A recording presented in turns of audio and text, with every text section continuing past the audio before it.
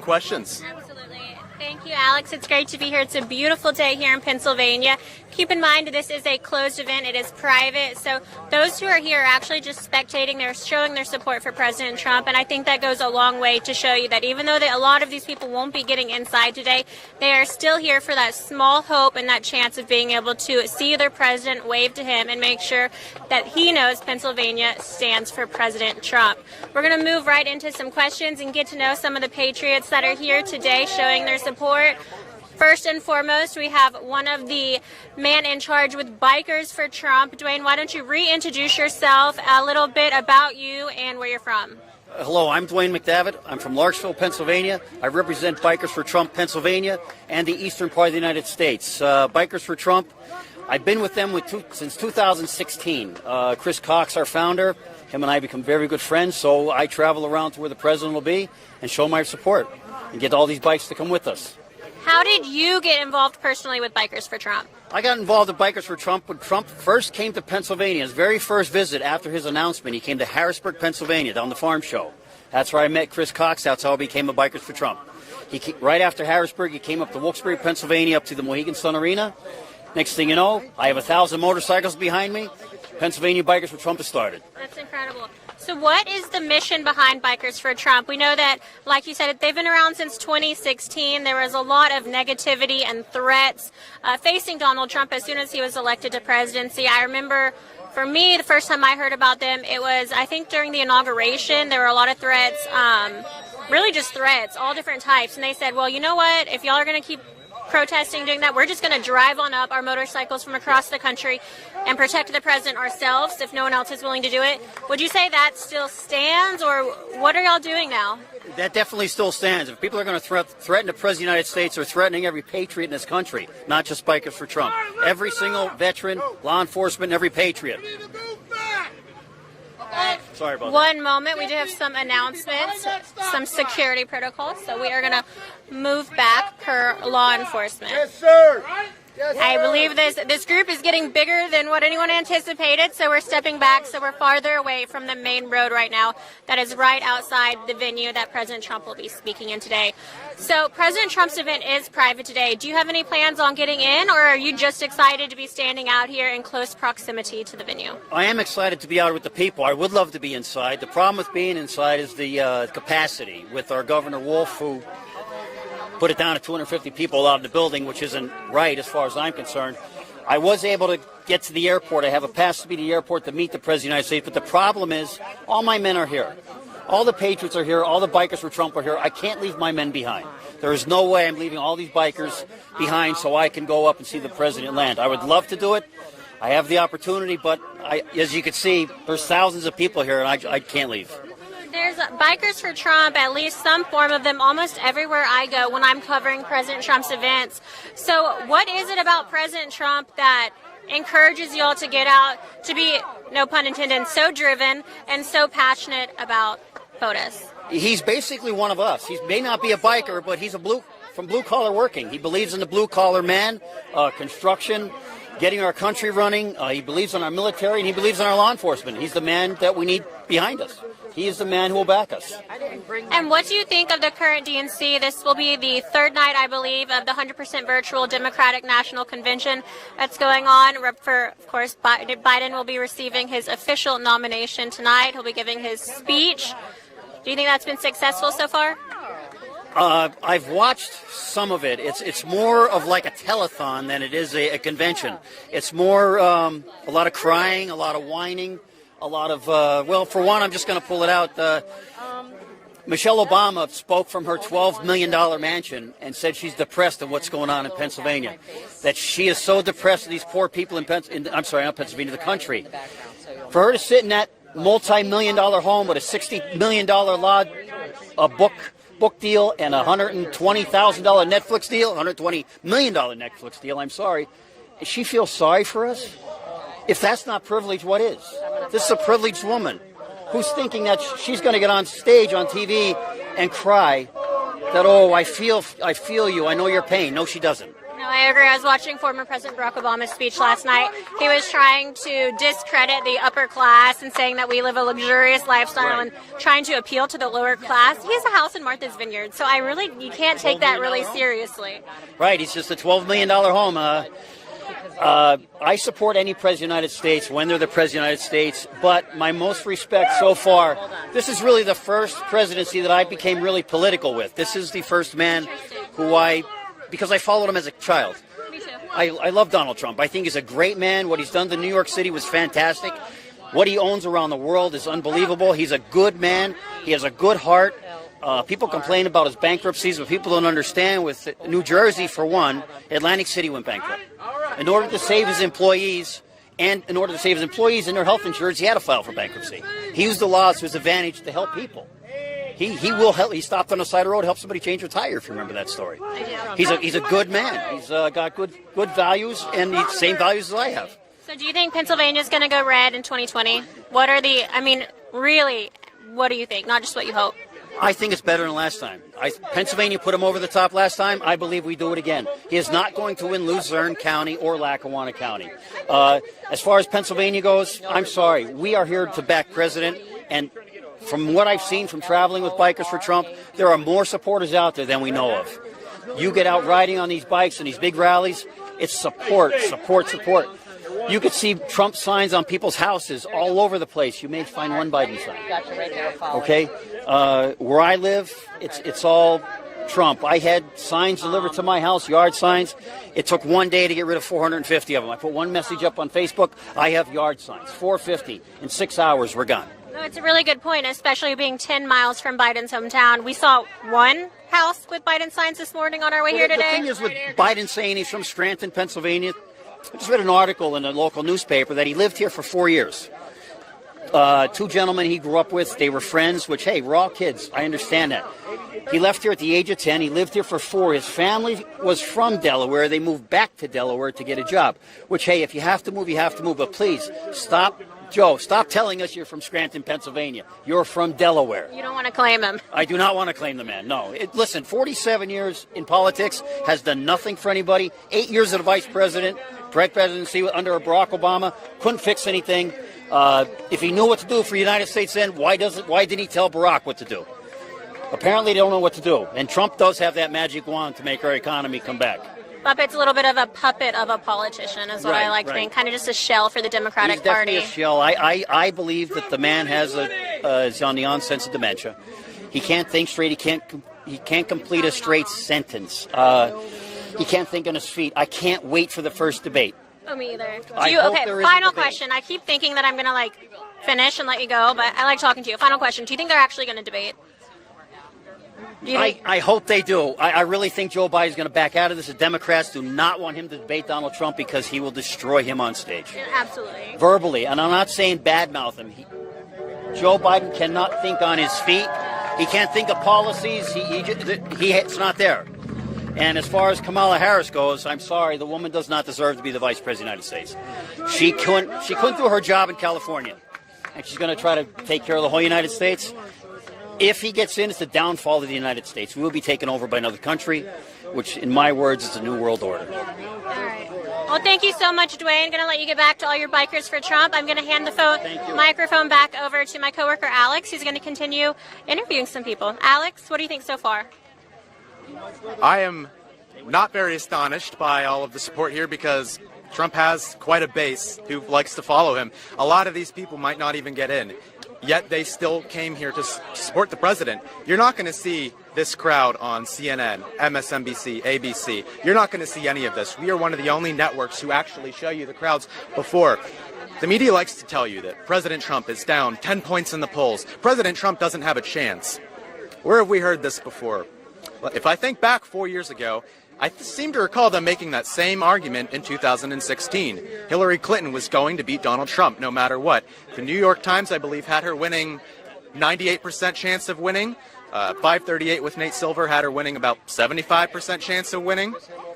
But yet, Donald Trump seemed to win. And we have a very similar political climate these days. We have hundreds of people that I can see. We might have even more down there of people supporting President Trump. So do you think the polls are accurate? That's the big question. And judging by the crowd size, I don't seem to think that they are. Like Liz was saying, when we were driving here, we saw maybe one house, maybe two houses with Biden signs. And this is Joe Biden's hometown. And we've seen maybe one or two houses with Biden signs. We have seen Trump signs from sea to shining sea in this area, just full of American flags, Trump flags, people wearing Trump attire, businesses even with Trump flags and Trump signs.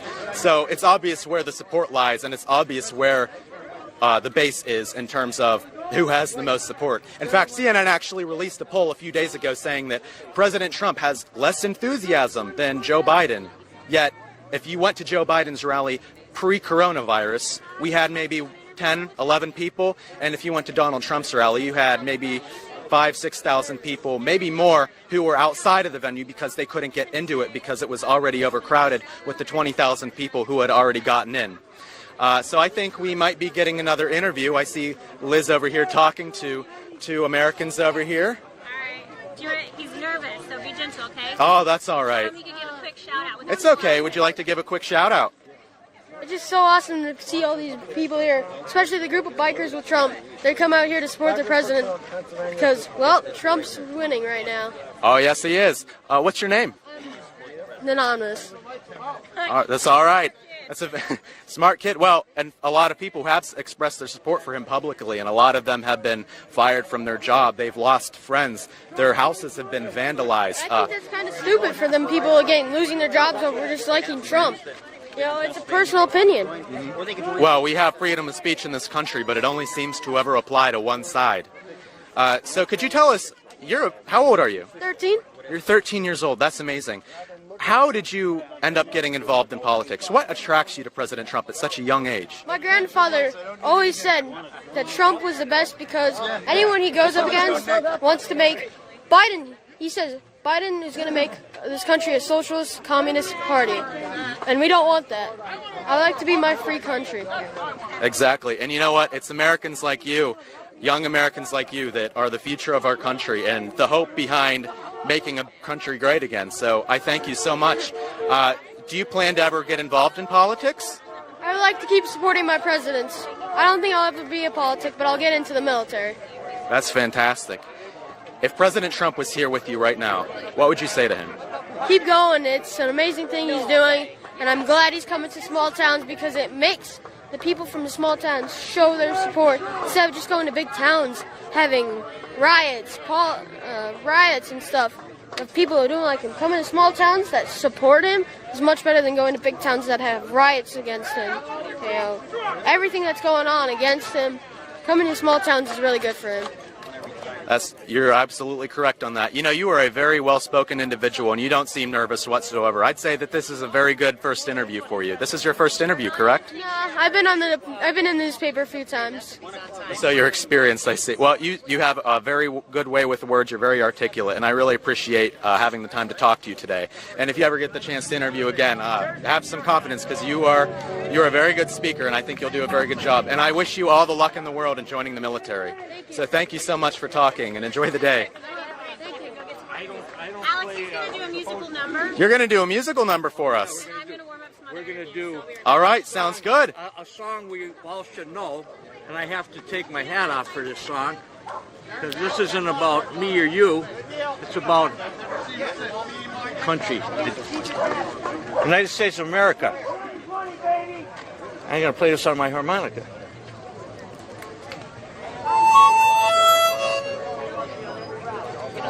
As soon as I turn the harp around. Oh, there it is. Yeah.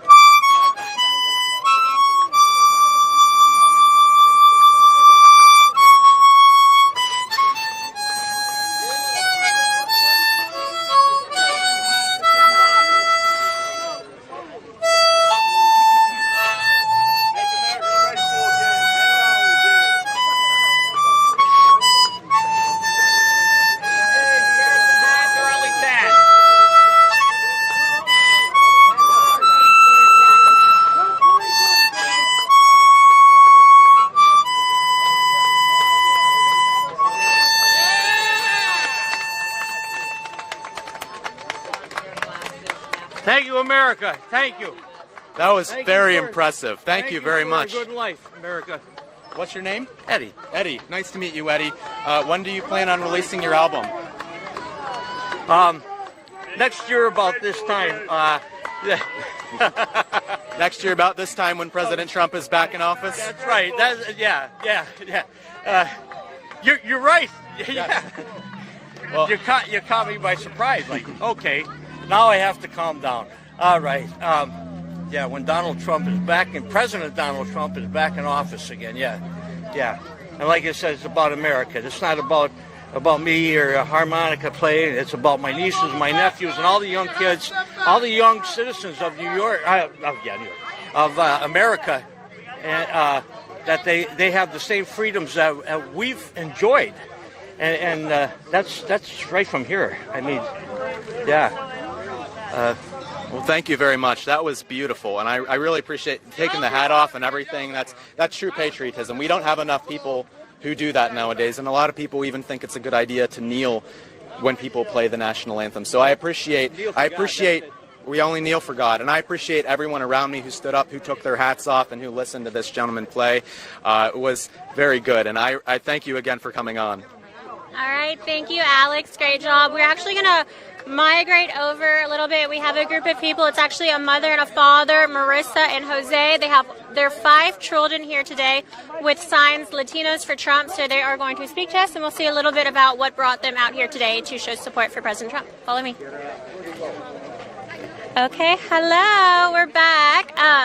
Again, I'm Liz Willis with Right Side Broadcasting Network. I was hoping just to ask your beautiful family some questions, see what inspired y'all to get out here today and show your support for President Trump. Could you begin just by your name and where you're from? Sure, I'm Melissa from Jessup, Pennsylvania. And how far away is Jessup from here?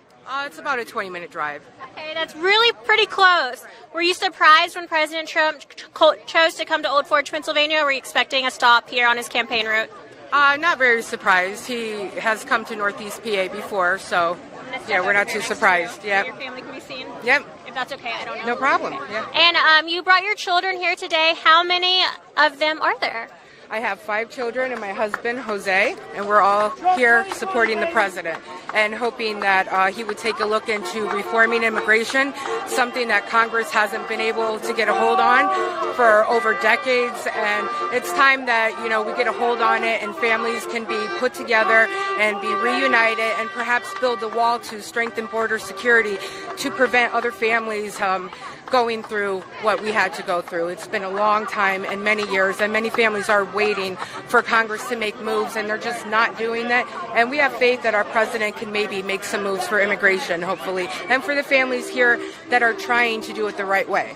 Is there a personal connection between your family and immigration laws that make you passionate about this for a reason? Their father, and then my husband here, he's still awaiting, an interview, and Congress has just put everything on hold right now, and, we're just trying to live the American dream and do it the right way, and so are many other immigrant families that have come here, and they're just being blocked. So we hope our president can maybe reform immigration or do amnesty one more time, kind of like Reagan did, except this time follow up with a wall.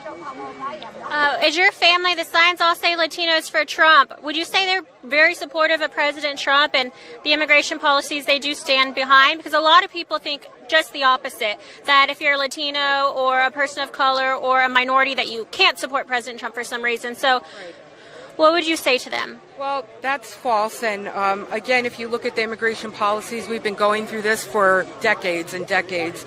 And President Trump hopefully can get a hold on it and maybe give amnesty one more time for families and everything, and then lock up the border and moving forward, get a hold on immigration, something we haven't been able to do in this country for a very long time. And there's been a lot of immigrants that have came through the Obama administration, the Bush administration. They were most of them were deported. They were never given a chance in court. They're shut down. And, there are families here. There are people that are paying their taxes here. And, we're left in the shadows and stuff. And, we really need to get a hold on immigration, get the people that have been here for a very long time. Their stories need to be heard. Their families need to be reunited. And they're very, a lot of Latinos. I can't speak for a lot of them, but they're God-fearing, Americans, and they want the right thing for this country too. We appreciate the police. We appreciate, maybe the making the wall, to prevent any further illegal immigration, which in turn does hurt families. So it does. Very well said and well educated. We can tell this means a lot to you and your family. We see different signs, so I'm going to ask you each about your sign that you're carrying and why you chose to do that one. Would that be okay? Yeah, the Black Set, I can tell her that one is from Candace Owens, and it's Latinos and the Black community is actually leaving. They call it the Democratic Party here, and just realizing Trump is for everybody. It doesn't have to, it's not about being a color. It's about being American and being proud who you are, being a patriot, and just loving this country. I'm tired of it always being separated by color and by race. It's too much now. We're Americans. We should be proud. Yep. And you have a beautiful family, very beautiful American family. I think that one's my favorite sign, though. Babies for Trump. That's right. That has many more than one meaning, because we're a pro-life family here, and he supports the president. This is our country, and we just want what's right for the immigrants here that are fighting the right way. For the president to notice that we do back him up. Great, thank you, and I'm sure the president loves to see it. Thank you for being out here today, supporting the president of the United States. Stay cool. Oh, hi, of course. What's up? I want everybody to be happy in this country, and I want the president to help my dad with immigration. I'm going to cry. Well, I hope the president does get to help your dad with immigration, and I hope you know that you are so welcome here. We love you guys, and your family is beautiful. Thank you. God bless America. Thank you. Okay, I'm just going to need a minute. Where's Alex? All right, and Alex, back to you.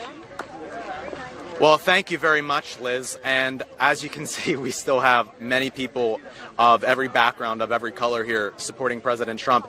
And this gentleman over here was just telling me that it goes down for maybe 3 blocks down there of people supporting him. So we've got quite a lot of support here. And especially since it is a really hot day out here today, it's probably about 80 degrees. You have many people here wearing a lot of, I'm wearing a suit. You have other people wearing long sleeves. But nothing can deter anybody from coming out here. The weather, none of that.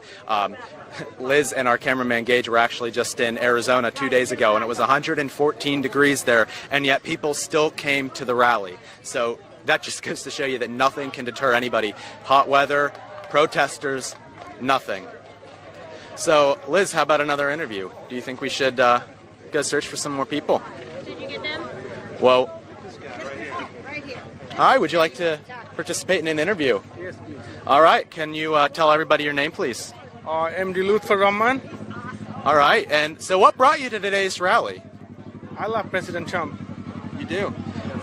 What do you feel President Trump how do you feel President Trump has done so far in delivering on his promises? Yeah, he has done excellent. He has done more than he was promised. Now, you are somebody with dark skin. Have you faced backlash for supporting the president due to that? Because many believe that you should fall in line and you should vote Democratic based on your skin color. Have you faced any backlash because of that? No. We are going to vote for all our country people. They are going to vote for President Trump this year. Mm-hmm. Well, do you feel nervous at all that people are going to have backlash against you and maybe try to harm or threaten you guys because of your support? Yes, I am scared, and I feel shame because why can't I wear the President Trump shirt and walk on the street? Why I have to scare? That was the question for all American. I have a question for all American because I wasn't born here. I live in here almost 8 years. So right. I'm an immigrant American. So I scared too. I can put my sign. I live in Delaware County. So I cannot put my sign, Trump sign, on my yard because I scared. Right. Now, President Trump has done a lot with immigration, and he has been trying to create more opportunities for immigrants to come in legally. Do you feel that it's fair for people to come into this country illegally and get benefits when you obviously came in here legally? Yeah, I definitely come illegally, and I strongly agree with our president because we don't need illegal people here, and we don't need drug dealers. We don't need the people who are committed crime in this country. So I am completely agree with our President Trump. And do you think he's been delivering on a lot of his promises in regards to immigration, building the wall, creating opportunities for immigrants? Yes, he does. He does create a lot of opportunity for us. And do you feel like America has been a welcoming place for you? Do you feel like a lot of Trump supporters have been welcoming of you? Because there's a narrative in the media that says Trump supporters are racist and they don't support minorities. No, not at all. They are racist. The media is fake. I'm sorry to say. Excuse my language. Because I can do. They have been supporting us. President Trump has done. The Republican has done more than any other political party for the immigrant. I agree with you there. And do you think that Joe Biden, with his record on civil rights and Kamala Harris's record on civil rights, do you feel like they've earned the vote of immigrants or minorities in this country? No, not at all. Especially from my country, Bangladesh, for Trump. No, we are going to 85% people will vote for President Trump this year. Well, thank you very much for coming on and interviewing with me. I really appreciate it. Thank you. Take care so much. Thank you. Thanks again, Alex. I'm going to step to the side for just a moment to go over a little bit more about RSBN and to thank the viewers for tuning in. It's getting a little bit more crowded here today, but for those who are new or just now turning in, again, my name is Liz Willis. We are live here today with Right Side Broadcasting Network in Old Forge, Pennsylvania, where President Trump is scheduled to give remarks on Joe Biden's failures in politics at 3 p.m. Eastern time here today. So we are, despite the large crowds, we still have about 2 hours before President Trump is scheduled to take the stage. Keep in mind, Right Side Broadcast Network is almost entirely viewer funded, meaning we rely on your donations to cover the cost of travel and transportation, just everything from rally to rally. We get our message out and our streams out to millions of people and help spread. Actually, that's way cooler than me. Some little ponies. Okay, we're not going to show that. I sound insane. Some officers just came by on horseback and I got distracted. Okay, I love animals. Time out. I wish this was not live so we could re-edit that. Anyways, so there's a number of ways you can donate to Right Side Broadcasting Network. The first way is by clicking that $sign in the bottom right-hand corner of the YouTube Super Chat. The second way is by going to our website. That's www.rsbnetwork.com/donate. A third way is a non-electronic way, so you can actually send a check to 1550 Opelika Road, Suite 6, Box 344, Auburn, Alabama 36830. Those are three of the main ways to donate to us financially. If that's not an option for you guys, I know times are tough for a lot of not just Americans, but people everywhere in the world right now. Thanks, China. You can help us out just by liking the stream, sharing the screen, making sure that you're subscribed to our channel, and by commenting. So any comment really does help boost our algorithm and get us onto the Explore page or the Share page. It allows us to get new organic viewers. So we'd be really excited and appreciative about that. A fun thing to say is that today is actually our final day of the Disme Coins giveaway. We want to say thank you to our partners at Disme Coins. That's DISME coins.com. They are a precious metals company specializing in 1 ounce, 2 ounce coins and 4 ounce silver bars. Also copper keychains. So really anything you think of that involves a coin, they make it. It is made by Americans on machines made in America. Really a patriotic company. They actually give 10% of all profits back to conservative organizations. So as a conscious consumer, it's really important to know where your money is going nowadays, and this will leave your money in good hands, as well as you having a tangible product to share with your friends and family. Check out DismeCoins.com, look at the products, use code RSBN for a discount at checkout, and while you're there, guys, this is completely free and no catch, anything like that. I can't encourage you enough to go sign up for it. There is a giveaway, so click the giveaways tab on the left hand side of the screen. You'll see it for this week. This is in honor of the DNC. President Trump is making all these campaign stops, taking away a lot of the media attention from Joe Biden's DNC, whatever you want to call this virtual thing. And in honor of that, Disme Coins wants to give away hundreds of dollars worth of products back to you guys. So enter your name and email, and then we will announce the 3 main winners immediately following President Trump's remarks here today in Old Forge, Pennsylvania. Sign up. We'll be watching that, and I'll be talking to you more a little bit later. So if you have any questions, feel free to message me. I'm on Twitter at Liz Willis, and I'm on Instagram at Liz Willis, LIZWILLIS. Again, if you have questions, whether it's Disme, how to donate, or what we're doing here today, then message me. I'd be happy to help. Also, keep in mind this stream is going to be simultaneous, meaning you do not have to go anywhere. We will go from being outside here to being inside with President Trump and his remarks, the Star-Spangled Banner, Pledge of Allegiance, everything flawlessly. There might be some playbacks while we're going through Secret Service, but you don't have to do anything, so keep the screen right where it's at. I'm going to hand the microphone back over to my coworker Alex, who's got some interviews to do. Looks like we're going to interview him. Thank you very much, Liz. And I'm standing here with a gentleman in a very nice T-shirt, if I might say so myself. Would you mind telling everybody your name, sir? My name is Edward X. Young, middle initial X. And you were telling me earlier, how many miles did you drive to get here? I drove about 180 miles to get here from South Jersey, Ocean County, New Jersey, Brick Township. That's quite a distance, and considering the media says that Trump has no support and no energy behind him, the gentleman traveled 180 miles to come see him. So, And I gave up a day of work. I gave up a day's pay. So you even have that. So you're dressed up in a lot of Trump attire. Could you tell me, have you ever faced backlash for wearing such attire? Yes, I have. I actually worked as a volunteer for the Trump campaign in New York City in 2015 and 2016. And a lot of the other volunteer workers that would sneak into the building, I would proudly wear my gear. I have been physically assaulted by tolerant, mostly peaceful liberals on numerous occasions. I've had my gear torn out of my hands and destroyed, like I still have one of these left. I've been punched in the back. I've had bottles thrown at me. I've been spit on right in my face. On one occasion, a friendly pedestrian alerted me to the fact that my jacket was on fire. They came behind me and lit me on fire outside of Trump Tower. But I had like a good Samaritan help me put it out. The jacket was ruined, but this is how extreme these people are. What would your message be for other people who have experienced similar things that you have experienced in terms of physical assault and violence and harassment? My advice, if you're being harassed or attacked, well, I mean, if it's a matter of life and death, if it's a matter of being seriously hurt, like what we've seen in Portland with Antifa, I would say if you're pushed into that corner, you should defend yourself by any means necessary. I mean, our laws allow you to use extreme force to neutralize an attacker if your life is in danger. I would suggest that I've always taken the high road. Okay, I'm old now, but even when I was younger, I studied martial arts, but I always took the high road and avoided violence unless necessary.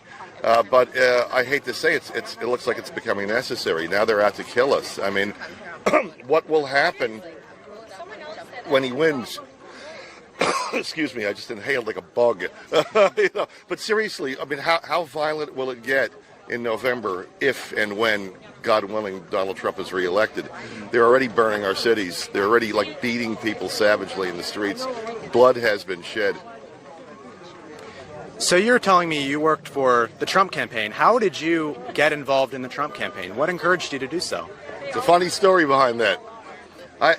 On Memorial Day weekend of 2015, I was involved in a very serious car accident. I was badly hurt. The guy who hit me turned out to be an illegal alien driving a borrowed car, who was obviously very intoxicated. He didn't get hurt at all, as fate would have it. This was in Kearney, New Jersey, next to Newark. The cops, of course, didn't arrest him. He never appeared in court. The car wasn't his. But I was lying in a hospital in Newark in traction. My leg was broken, arm was broken, 8 herniated discs, 3 fractured ribs. I mean, I live in pain to this day. I'm full of metal. But while I was lying in the hospital bed and spent a lot of that summer undergoing surgeries, Donald Trump came down the Golden Escalator and announced his plans for America, and especially his plans on immigration. And I've always liked the guy. I mean, I was terrified at the notion that they said that Hillary Clinton was destined to be elected president. And when my friend came to visit me in the hospital, I lived in South Jersey, I said, when I get out of here, you're not taking me home right away. You're taking me into Manhattan because I'm going to Trump Tower and I'm getting one of these hats. And when I went in there, woman behind the counter noticed I was on crutches and pretty badly banged up. And I chose a few of the hats. I have a few different colors. But she said, well, you must really like Mr. Trump. I said, oh, yes, I told her my story briefly. I said, I wish I could work for his campaign. And she said, really? And I said, yes. She goes, you seem kind of enthusiastic. I said, yes. Would you mind waiting here for a moment? I said, sure. I waited. I saw her on the phone talking to somebody. Some guys in suits come out with little pins, and they say, well, we understand you'd like to work for the campaign. May we talk to you for 15, 20 minutes? And so they vetted me on the spot, filled out forms. They told me they'd contact me. 3 weeks later, I got a phone call. They said, you're clear.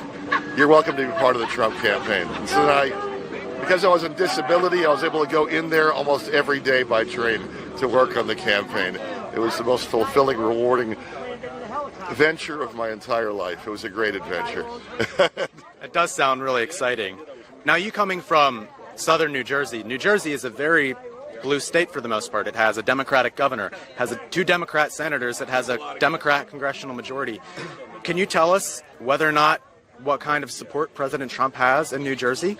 Well, you know, it's I think it's a lot like Pennsylvania, because I've done business. I've traveled around Pennsylvania a lot. New Jersey's a blue state because of Newark, Trenton, Jersey City, Camden, maybe some major cities, some densely populated areas that are filled with riffraff and illegal aliens and where there's known corruption. The heartland of that state is very pro-Trump. Where I live in Ocean County, I wear this gear and people cheer me. If I'm riding my bicycle, they shout out. If I walk into a bar when they were open, I mean, I get a beer put in front of me, whatever this guy, get the guy whatever he wants. The people who work, the people who obey the law, patriotic people everywhere support Donald Trump. The Democratic Party is the party of communists and criminals, let's face it. Do you think President Trump has a chance to make significant gains in New Jersey, or do you think it's going to stick with the establishment, Joe Biden? Well, yeah, we're worried. I mean, look what was happening in New Jersey. I mean, we had Jeff Van Drew, Congressman, South Jersey, switch parties, disgusted by where the Democratic Party was going. I am concerned with the fact that our governor, who's about the worst and most left-wing governor we've ever had in New Jersey, Governor Phil Murphy, the fact that he's really forcing this, I think it might be set in the works. They're going to mail out all the ballots like they did for the primaries. And that'll lend itself to a lot of corruption and ballot box stuffing. Let's face it, it's been done before. But also, nobody can campaign right now. We can't have rallies. We can have small get-togethers, but the conservative candidates have no chance to get out there and meet the people. I think that's really hurting it. A lot of people won't vote, or they'll vote for the status quo, and there is the corruption. I fear that New Jersey might stay blue, solidly blue this time around.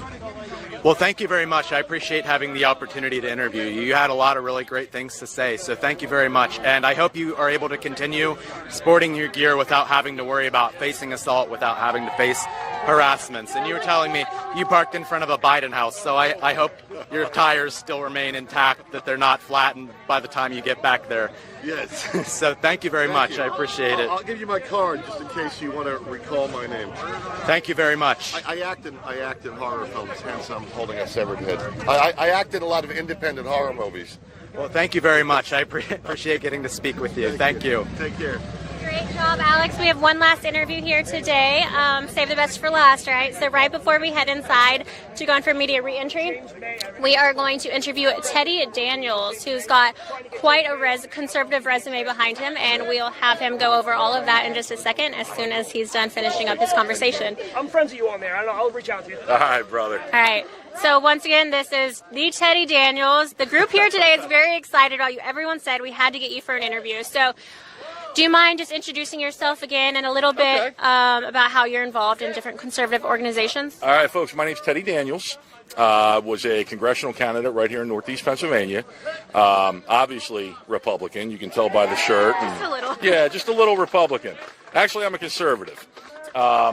15 years, retired as a police officer, enlisted active duty military, was wounded in Afghanistan in 2012, started 2 companies, sold 2 companies, was retired, did not like the way, the direction this country was going. So instead of me sitting around and complaining about it, I wanted to do something about it. So decided to take the leap, run for office, Ran for Congress. We were in a 6-man primary. Took a tight second.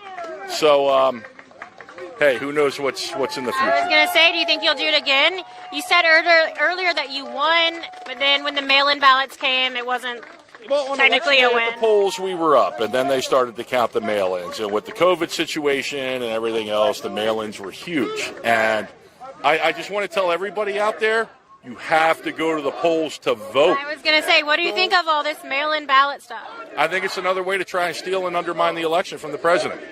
That's all they're using it for. They never pushed mail-in ballots before like this. Never. And now, and let's be honest, yes, COVID is real, okay? But I feel it is 90% political, 10% medical. So, yeah, it's 90% political. I feel the common flu. You could walk out your front door any day, and there's a million things out there that could kill you, okay? More people die by falling off the sidewalk into traffic than they die of COVID. So I don't see a whole mail-in push based on everything else. It's COVID. I think it's politically generated and pushed. And Joe Biden even said the other day, be a patriot, wear your mask for the next 3 months. What happens in 3 months? The general election. Let's also think if masks help so much, why is he still in his basement or doing this virtual DNC? I mean, that doesn't make any sense. Put on your mask and stand out there. Here's the big issue, too. If masks work, why are they releasing criminals? Why are businesses being told, especially in Pennsylvania, it's bad. We got a jackass for a governor, okay? And it's bad, all right? And if you want something funny to take a look at the state of Pennsylvania's Secretary of Health. That's all I'm going to say about that on here, okay? You'll get a good laugh, all right? So, if masks work, why are businesses shut down? Why is social distancing required? Why are prisoners being released from jail if masks work? Now, I'll tell you this. I had, in my company, I supplied for my employees, due to the type of work that we were in, the NATO gas masks with the nuclear, biological, and chemical filters on them. They were about $300 a piece, okay? You know what? That won't even protect you from COVID. These masks, these bandanas, everything that everybody says you have to wear. Mine's dirtier than COVID. Like, that thing has been on the floor of airports. It's gotta be. It's gotta be. But you know, the one thing is, they don't even the N95 masks, they don't filter anything coming out. So the whole narrative that your mask protects you, my mask protects you, your mask protects me, it's a bunch of BS, okay? Nothing filters the air coming out. It filters going in. So, folks, if you're scared, wrap yourself in bubble wrap. Don't leave the house, okay? Let the rest of this country live like free men and women like they want to live. If you're scared, stay home. And I'm trying to keep my language in check today. But if you're scared, stay home, okay?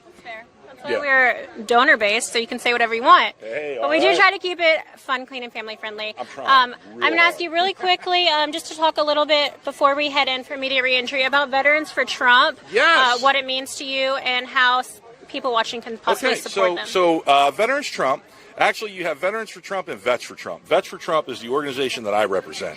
We are the nation's largest grassroots veterans organization for the president out there. It was founded in 2015 by Josh Macias, and we have an audience of over 11 million people with the grassroots. Yes, 11 million with Vets for Trump. And let me tell you, being a wounded vet, I was in with Trump since the day he came down the elevator. Now, I was banged up pretty good in Afghanistan, and the VA nearly took my leg. Okay, from combat-related injuries. The VA was going to take my leg. Is that just the easier route? They just cut it off. It's easy. My wife fought the VA. Now, my wife, she's a Spitfire from Jersey. Okay, she's further right than I am. And she got on with the phone with VA, and the accent came out. Okay? Due to President Trump's Veterans Choice Program, I was allowed to go outside the VA, get a second opinion. Was able to get a doctor to operate and save my leg. Can you take photos of that?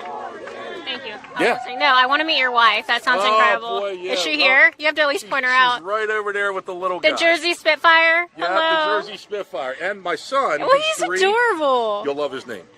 Jack Daniels. Oh! Okay? Jack Daniels, and the name matches the attitude, okay? Maybe not right now. He's been out in the sun for a little bit. Hopefully tonight he'll get to bed before 8. What was the inspiration? Was it just straight whiskey? No, you know what? We love the name Jack. Always wanted a little boy named Jack. It just so happens my last name's Daniels. So it seemed to fit. It's cute. I like it. Yeah. So President Trump has worked really hard with veterans, getting the really kind of reform of the VA, allowing you to get VA second opinions, like what you said. Yeah. How impactful do you think that has been in his success as a politician and to get reelected? So I'll tell you this. There's been other veterans that have been politicians. President Trump, we know, wasn't a veteran, but he has done more for the VA and more for veterans than any other politician out there. Now, John McCain was a guy who we thought was going to have our back. John McCain was a guy who we thought, hey, this guy's going to look out for the vets. And John McCain came out and said, the VA can handle anything that a veteran needs. But yet, when John McCain came down with brain cancer, he didn't go to the VA, did he? He went right outside the VA. So right then and there, he lost all credibility with the whole VA issue with me. Just because you're in public office, you can, John McCain's 100%. He can go to the VA. He gets his treatment from the VA. But he didn't want to use it for him, but it's good enough for everybody else. And that's the double standard that happens in this country with politicians at all levels, okay?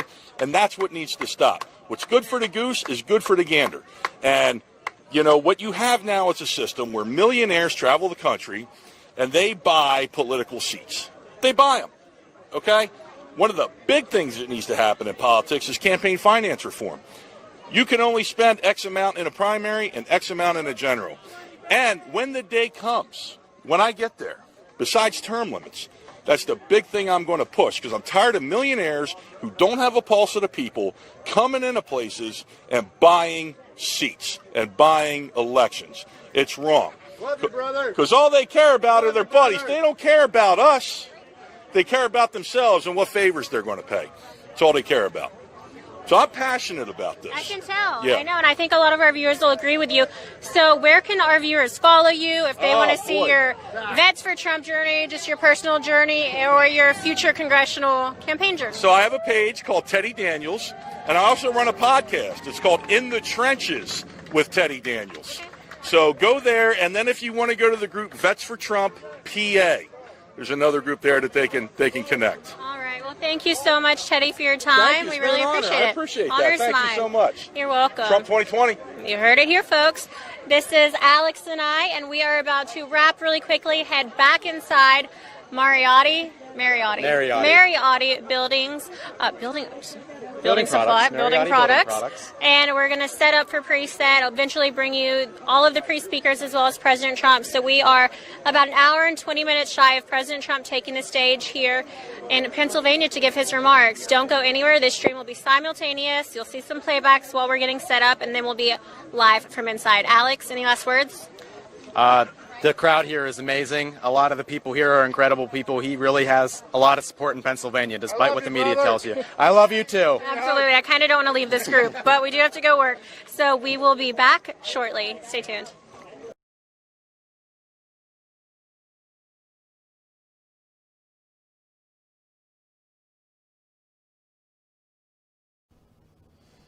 All right, I want to thank everybody for tuning in to RSBN's coverage of President Trump's campaign event today. You don't want to miss this. It's going to be explosive tonight, especially after the DNC situation last night with Barack Hussein Obama. You're not going to want to miss it. So stay tuned right here. We are currently headed inside. We'll be right back. It shouldn't take us that long today, 20, 30 minutes at the most. We're going to replay some of the interviews from earlier in the day until we get inside. Then we'll be live inside with more live coverage from the national anthem all the way through the end of the president's speech. If you're not subscribed, hit the subscribe button on Right Side Broadcasting. We do this to every single at every single Trump event, rally, whatever, full coverage like no one else in the media. So make sure you subscribe and donate to us to help us to get to these events. rsbnetwork.com/donate, rsbnetwork.com/donate. I am going to end the streams on Facebook and Periscope temporarily. We'll be back live on Facebook and Periscope once we are live from inside. If you want to join us, come on over to our YouTube channel. See you soon. lot of negativity and threats facing Donald Trump as soon as he was elected to presidency. I remember, for me, the first time I heard about them, it was, I think, during the inauguration. There were a lot of threats, really just threats, all different types. And they said, well, you know what? If y'all are going to keep protesting, doing that, we're just going to drive on up our motorcycles from across the country and protect the president ourselves if no one else is willing to do it. Would you say that still stands, or what are y'all doing now? That definitely still stands. If people are going to threaten the President of the United States, they're threatening every patriot in this country, not just Bikers for Trump. Every single veteran, law enforcement, and every patriot. Sorry about that. One moment, we do have some announcements, some security protocols, so we are going to move back per law enforcement. Yes, sir. I believe this group is getting bigger than what anyone anticipated, so we're stepping back, so we're farther away from the main road right now that is right outside the venue that President Trump will be speaking in today. So President Trump's event is private today. Do you have any plans on getting in, or are you just excited to be standing out here in close proximity to the venue? I am excited to be out with the people. I would love to be inside. The problem with being inside is the capacity with our Governor Wolf, who put it down to 250 people allowed in the building, which isn't right as far as I'm concerned. I was able to get to the airport. I have a pass to be to the airport to meet the President of the United States, but the problem is all my men are here. All the patriots are here. All the Bikers for Trump are here. I can't leave my men behind. There is no way I'm leaving all these bikers behind so I can go up and see the president land. I would love to do it. I have the opportunity, but as you can see, there's thousands of people here, and I can't leave. There's Bikers for Trump, at least some form of them, almost everywhere I go when I'm covering President Trump's events. So what is it about President Trump that encourages you all to get out, to be, no pun intended, so driven and so passionate about POTUS? He's basically one of us. He may not be a biker, but he's from blue-collar working. He believes in the blue-collar man, construction, getting our country running. He believes in our military, and he believes in our law enforcement. He's the man that we need behind us. He is the man who will back us.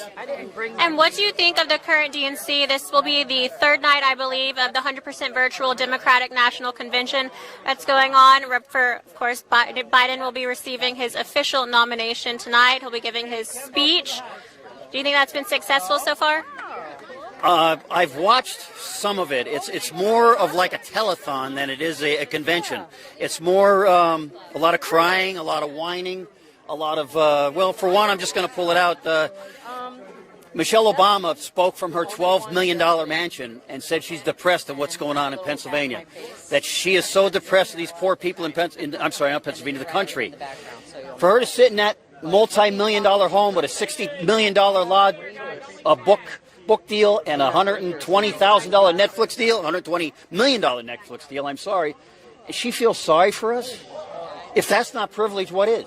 This is a privileged woman who's thinking that she's going to get on stage on TV and cry that, oh, I feel you, I know your pain. No, she doesn't. No, I agree. I was watching former President Barack Obama's speech last night. He was trying to discredit the upper class and saying that we live a luxurious lifestyle and trying to appeal to the lower class. He has a house in Martha's Vineyard, so you can't take that really seriously.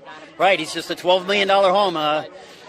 I support any president of the United States when they're the president of the United States, but my most respect so far, this is really the first presidency that I became really political with. This is the first man who because I followed him as a child. Me too. I love Donald Trump. I think he's a great man. What he's done to New York City was fantastic. What he owns around the world is unbelievable. He's a good man. He has a good heart. People complain about his bankruptcies, but people don't understand. With New Jersey, for one, Atlantic City went bankrupt. In order to save his employees and their health insurance, he had to file for bankruptcy. He used the laws to his advantage to help people. He will help. He stopped on the side of the road, helped somebody change their tire. If you remember that story, he's a good man. He's got good values and the same values as I have. So, do you think Pennsylvania is going to go red in 2020? Really, what do you think? Not just what you hope. I think it's better than last time. Pennsylvania put him over the top last time. I believe we do it again. He is not going to win Luzerne County or Lackawanna County. As far as Pennsylvania goes, I'm sorry. We are here to back President, and from what I've seen from traveling with Bikers for Trump, there are more supporters out there than we know of. You get out riding on these bikes and these big rallies, it's support, support, support. You could see Trump signs on people's houses all over the place. You may find one Biden sign. Okay? Where I live, it's all Trump. I had signs delivered to my house, yard signs. It took one day to get rid of 450 of them. I put one message up on Facebook. I have yard signs, 450. In 6 hours, we're gone. No, it's a really good point, especially being 10 miles from Biden's hometown. We saw one house with Biden signs this morning on our way here The today. thing is with Biden saying he's from Scranton, Pennsylvania, I just read an article in a local newspaper that he lived here for 4 years. Two gentlemen he grew up with, they were friends, which, hey, we're all kids. I understand that. He left here at the age of 10. He lived here for 4. His family was from Delaware. They moved back to Delaware to get a job, which, hey, if you have to move, you have to move. But please, stop. Joe, stop telling us you're from Scranton, Pennsylvania. You're from Delaware. You don't want to claim him. I do not want to claim the man. No. Listen, 47 years in politics has done nothing for anybody. 8 years as a vice president, presidency under Barack Obama, couldn't fix anything. If he knew what to do for the United States then, why didn't he tell Barack what to do? Apparently they don't know what to do. And Trump does have that magic wand to make our economy come back. Puppet's a little bit of a puppet of a politician, is what I like to think. Kind of just a shell for the Democratic Party. He's definitely a shell. I believe that the man is on the onset of dementia. He can't think straight. He can't complete a straight sentence. He can't think on his feet. I can't wait for the first debate. Oh, me either. Okay, final question. I keep thinking that I'm going to finish and let you go, but I like talking to you. Final question. Do you think they're actually going to debate? I hope they do. I really think Joe Biden's going to back out of this. The Democrats do not want him to debate Donald Trump.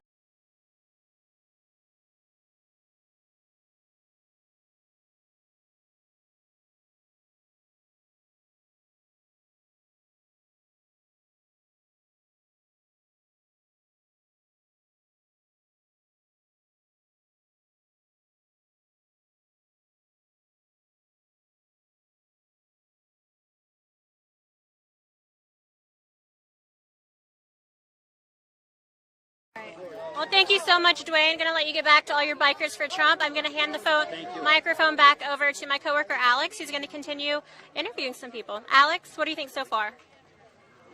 I am not very astonished by all of the support here because Trump has quite a base who likes to follow him. A lot of these people might not even get in, yet they still came here to support the president. You're not going to see this crowd on CNN, MSNBC, ABC. You're not going to see any of this. We are one of the only networks who actually show you the crowds before. The media likes to tell you that President Trump is down 10 points in the polls. President Trump doesn't have a chance. Where have we heard this before? If I think back 4 years ago, I seem to recall them making that same argument in 2016. Hillary Clinton was going to beat Donald Trump no matter what. The New York Times, I believe, had her winning 98% chance of winning. 538 with Nate Silver had her winning about 75% chance of winning. But yet, Donald Trump seemed to win. And we have a very similar political climate these days. We have hundreds of people that I can see. We might have even more down there of people supporting President Trump. So do you think the polls are accurate? That's the big question. And judging by the crowd size, I don't seem to think that they are. Like Liz was saying, when we were driving here, we saw maybe one house, maybe two houses with Biden signs. And this is Joe Biden's hometown. And we've seen maybe one or two houses with Biden signs. We have seen Trump signs from sea to shining sea in this area, just full of American flags, Trump flags, people wearing Trump attire, businesses even with Trump flags and Trump signs. So it's obvious where the support lies, and it's obvious where the base is in terms of who has the most support. In fact, CNN actually released a poll a few days ago saying that President Trump has less enthusiasm than Joe Biden. Yet, if you went to Joe Biden's rally pre-coronavirus, we had maybe 10, 11 people. And if you went to Donald Trump's rally, you had maybe 5,000, 6,000 people, maybe more, who were outside of the venue because they couldn't get into it because it was already overcrowded with the 20,000 people who had already gotten in. So I think we might be getting another interview. I see Liz over here talking to two Americans over here. All right. He's nervous, so be gentle, okay? Oh, that's all right. He can give a quick shout out. It's okay. Would you like to give a quick shout out? It's just so awesome to see all these people here, especially the group of bikers with Trump. They come out here to support the president because, well, Trump's winning right now. Oh, yes, he is. What's your name? Anonymous. That's all right. That's a smart kid. Well, and a lot of people have expressed their support for him publicly, and a lot of them have been fired from their job. They've lost friends. Their houses have been vandalized. I think that's kind of stupid for them people, again, losing their jobs over just liking Trump. You know, it's a personal opinion. Well, we have freedom of speech in this country, but it only seems to ever apply to one side. So could you tell us, how old are you? 13. You're 13 years old. That's amazing. How did you end up getting involved in politics? What attracts you to President Trump at such a young age? My grandfather always said that Trump was the best because anyone he goes up against wants to make Biden. He says Biden is going to make this country a socialist, communist party. And we don't want that. I like to be my free country. Exactly. And you know what? It's Americans like you, young Americans like you, that are the future of our country and the hope behind making a country great again. So I thank you so much. Do you plan to ever get involved in politics? I would like to keep supporting my presidents. I don't think I'll ever be a politic, but I'll get into the military. That's fantastic. If President Trump was here with you right now, what would you say to him? Keep going. It's an amazing thing he's doing, and I'm glad he's coming to small towns because it makes the people from the small towns show their support instead of just going to big towns having riots and stuff. The people who don't like him coming to small towns that support him is much better than going to big towns that have riots against him. You know, everything that's going on against him, coming to small towns is really good for him. You're absolutely correct on that. You know, you are a very well-spoken individual, and you don't seem nervous whatsoever. I'd say that this is a very good first interview for you. This is your first interview, correct? Yeah, I've been in the newspaper a few times. So you're experienced, I see. Well, you have a very good way with words. You're very articulate, and I really appreciate having the time to talk to you today. And if you ever get the chance to interview again, have some confidence because you're a very good speaker, and I think you'll do a very good job. And I wish you all the luck in the world in joining the military. So thank you so much for talking, and enjoy the day. Alex is going to do a musical number. You're going to do a musical number for us. I'm going to warm up some other We're going to do All right, sounds good. a song we all should know, and I have to take my hat off for this song because this isn't about me or you. It's about country. United States of America. I'm going to play this on my harmonica.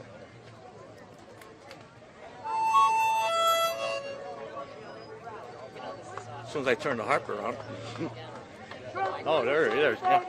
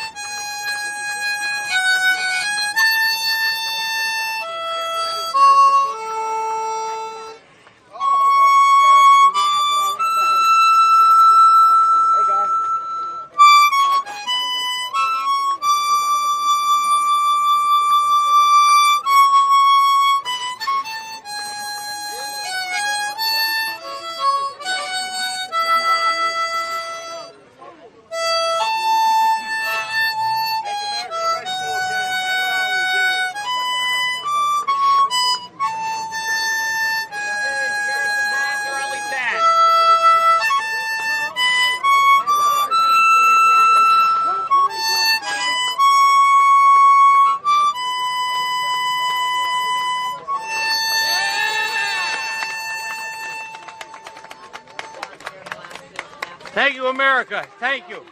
That was very impressive. Thank you very much. Good life, America. What's your name? Eddie. Eddie. Nice to meet you, Eddie. When do you plan on releasing your album? Next year about this time.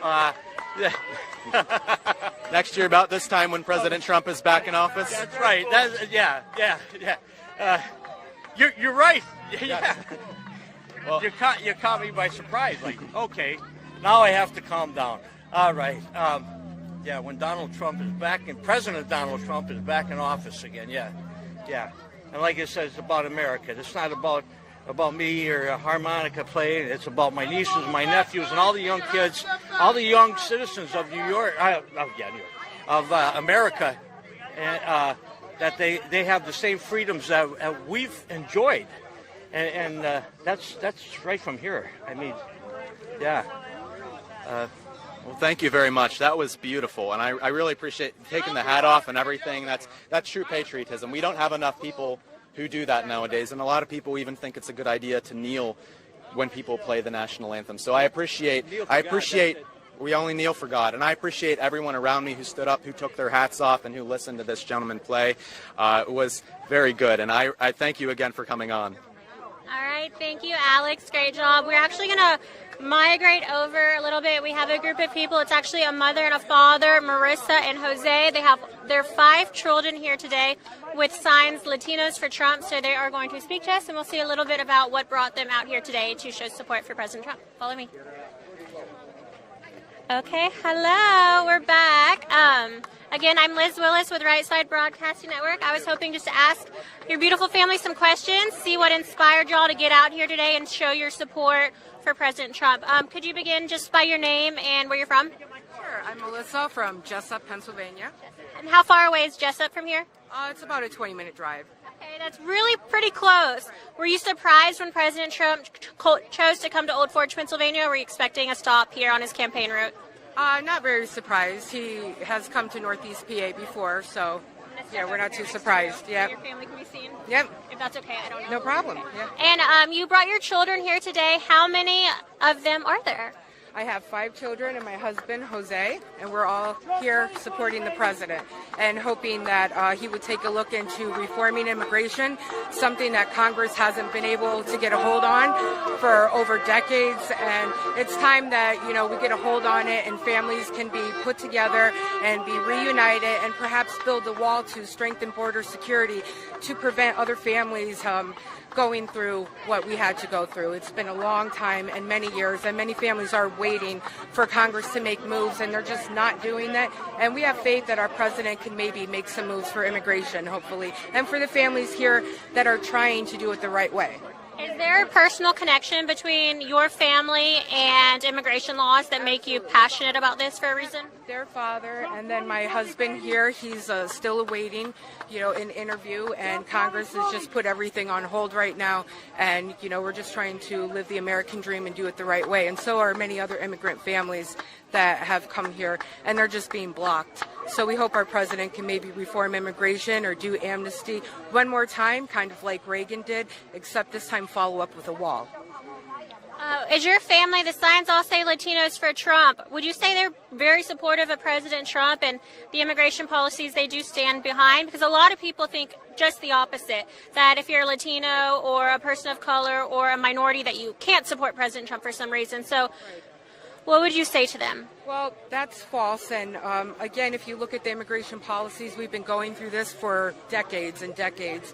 And President Trump hopefully can get a hold on it and maybe give amnesty one more time for families and everything, and then lock up the border and moving forward, get a hold on immigration, something we haven't been able to do in this country for a very long time. And there's been a lot of immigrants that have came through the Obama administration, the Bush administration. Most of them were deported. They were never given a chance in court. They're shut down. And, there are families here. There are people that are paying their taxes here. And, we're left in the shadows and stuff. And, we really need to get a hold on immigration, get the people that have been here for a very long time. Their stories need to be heard. Their families need to be reunited. And they're very, a lot of Latinos, I can't speak for a lot of them, but they're God-fearing, Americans. And, they want the right thing for this country, too. We appreciate the police. We appreciate, maybe making the wall, to prevent any further illegal immigration, which in turn does hurt families. So it does. Very well said and well educated. We can tell this means a lot to you and your family. We see different signs, so I'm going to ask you each about your sign that you're carrying and why you chose to do that one. Would that be okay? Yeah, the black set, I can tell her that one is from Candace Owens, and it's Latinos and the black community is actually leaving, they call it the Democratic Party here, and just realizing Trump is for everybody. It doesn't have to, it's not about being a color. It's about being American and being proud who you are, being a patriot, and just loving this country. I'm tired of it always being separated by color and by race. It's too much now. We're Americans. We should be proud. Yep. And you have a beautiful family, very beautiful American family. I think that one's my favorite sign, though. Babies for Trump. That's right. That has many more than one meaning, because we're a pro-life family here, and he supports the president. This is our country, and we just want what's right for the immigrants here that are fighting the right way. For the president to notice that we do back him up. Great, thank you, and I'm sure the president loves to see it. Thank you for being out here today, supporting the president of the United States. Stay cool. Oh, hi, of course. What's up? I want everybody to be happy in this country, and I want the president to help my dad with immigration. I'm going to cry. Well, I hope the president does get to help your dad with immigration, and I hope you know that you are so welcome here. We love you guys, and your family's beautiful. Thank you. God bless America. Thank you. Okay, I'm just going to need a minute. Where's Alex? All right, and Alex, back to you. Well, thank you very much, Liz. And as you can see, we still have many people of every background, of every color here supporting President Trump. And this gentleman over here was just telling me that it goes down for maybe 3 blocks down there of people supporting him. So we've got quite a lot of support here. And especially since it is a really hot day out here today, it's probably about 80 degrees. You have many people here wearing a lot of, I'm wearing a suit. You have other people wearing long sleeves. But nothing can deter anybody from coming out here. The weather, none of that. Liz and our cameraman Gage were actually just in Arizona 2 days ago, and it was 114 degrees there, and yet people still came to the rally. So that just goes to show you that nothing can deter anybody. Hot weather, protesters, nothing. So, Liz, how about another interview? Do you think we should go search for some more people? Did you get them? Well, hi, would you like to participate in an interview? Yes, please. All right, can you tell everybody your name, please? MD Luther Rahman. All right, and so what brought you to today's rally? I love President Trump. You do? What do you feel President Trump how do you feel President Trump has done so far in delivering on his promises? Yeah, he has done excellent. He has done more than he was promised. Now, you are somebody with dark skin. Have you faced backlash for supporting the president due to that? Because many believe that you should fall in line and you should vote Democratic based on your skin color. Have you faced any backlash because of that? No. We are going to vote for all our country people. They are going to vote for President Trump this year. Mm-hmm. Well, do you feel nervous at all that people are going to have backlash against you and maybe try to harm or threaten you guys because of your support? Yes, I am scared, and I feel shame because why can't I wear the President Trump shirt and walk on the street? Mm-hmm. Why I have to scare? That was the question for all American. Mm-hmm. I have a question for all American because I wasn't born here. I live in here almost 8 years. So right. I'm an immigrant American. Mm-hmm. So I scared too. I can put my sign. I live in Delaware County. So I cannot put my Trump sign on my yard because I scared. Right. Now, President Trump has done a lot with immigration, and he has been trying to create more opportunities for immigrants to come in legally. Do you feel that it's fair for people to come into this country illegally and get benefits when you obviously came in here legally? Yeah, I definitely come illegally, and I strongly agree with our president because we don't need illegal people here, and we don't need drug dealers. We don't need the people who are committed crime in this country. So I am completely agree with our President Trump. And do you think he's been delivering on a lot of his promises in regards to immigration, building the wall, creating opportunities for immigrants? Yes, he does. He does create a lot of opportunity for us. And do you feel like America has been a welcoming place for you? Do you feel like a lot of Trump supporters have been welcoming of you? Because there's a narrative in the media that says Trump supporters are racist, and they don't. That says Trump supporters are racist, and they don't support No, minorities. not at all. They are racist. The media is fake. I'm sorry to say. Excuse my language. Because I can do. They have been supporting us. President Trump has done. The Republican has done more than any other political party for the immigrant. I agree with you there. And do you think that Joe Biden, with his record on civil rights and Kamala Harris's record on civil rights, do you feel like they've earned the vote of immigrants or minorities in this country? No, not at all. Especially from my country, Bangladesh, for Trump. No, we are going to 85% people will vote for President Trump this year. Well, thank you very much for coming on and interviewing with me. I really appreciate it. Thank you. Take care so much. Thank you. Thanks again, Alex. I'm going to step to the side for just a moment to go over a little bit more about RSBN and to thank the viewers for tuning in. It's getting a little bit more crowded here today, but for those who are new or just now turning in, again, my name is Liz Willis. We are live here today with Right Side Broadcasting Network in Old Forge, Pennsylvania, where President Trump is scheduled to give remarks on Joe Biden's failures in politics at 3 p.m. Eastern time here today. So we are, despite the large crowds, we still have about 2 hours before President Trump is scheduled to take the stage. Keep in mind, Right Side Broadcast Network is almost entirely viewer funded, meaning we rely on your donations to cover the cost of travel and transportation, just everything from rally to rally. We get our message out and our streams out to millions of people and help spread. Actually, that's way cooler than me. Some little ponies. Okay, we're not going to show that. I sound insane. Some officers just came by on horseback and I got distracted. Okay, I love animals. Time out. I wish this was not live so we could re-edit that. Anyways, so there's a number of ways you can donate to Right Side Broadcasting Network. The first way is by clicking that $sign in the bottom right-hand corner of the YouTube Super Chat. The second way is by going to our website. That's www.rsbnetwork.com/donate. A third way is a non-electronic way, so you can actually send a check to 1550 Opelika Road, Suite 6, Box 344, Auburn, Alabama 36830. Those are three of the main ways to donate to us financially. Hello, everyone, and welcome back. We are now inside of the Trump event here in Old Forge, Pennsylvania, just a few miles outside of Scranton, the hometown of Joe Biden, who is running against President Trump this November.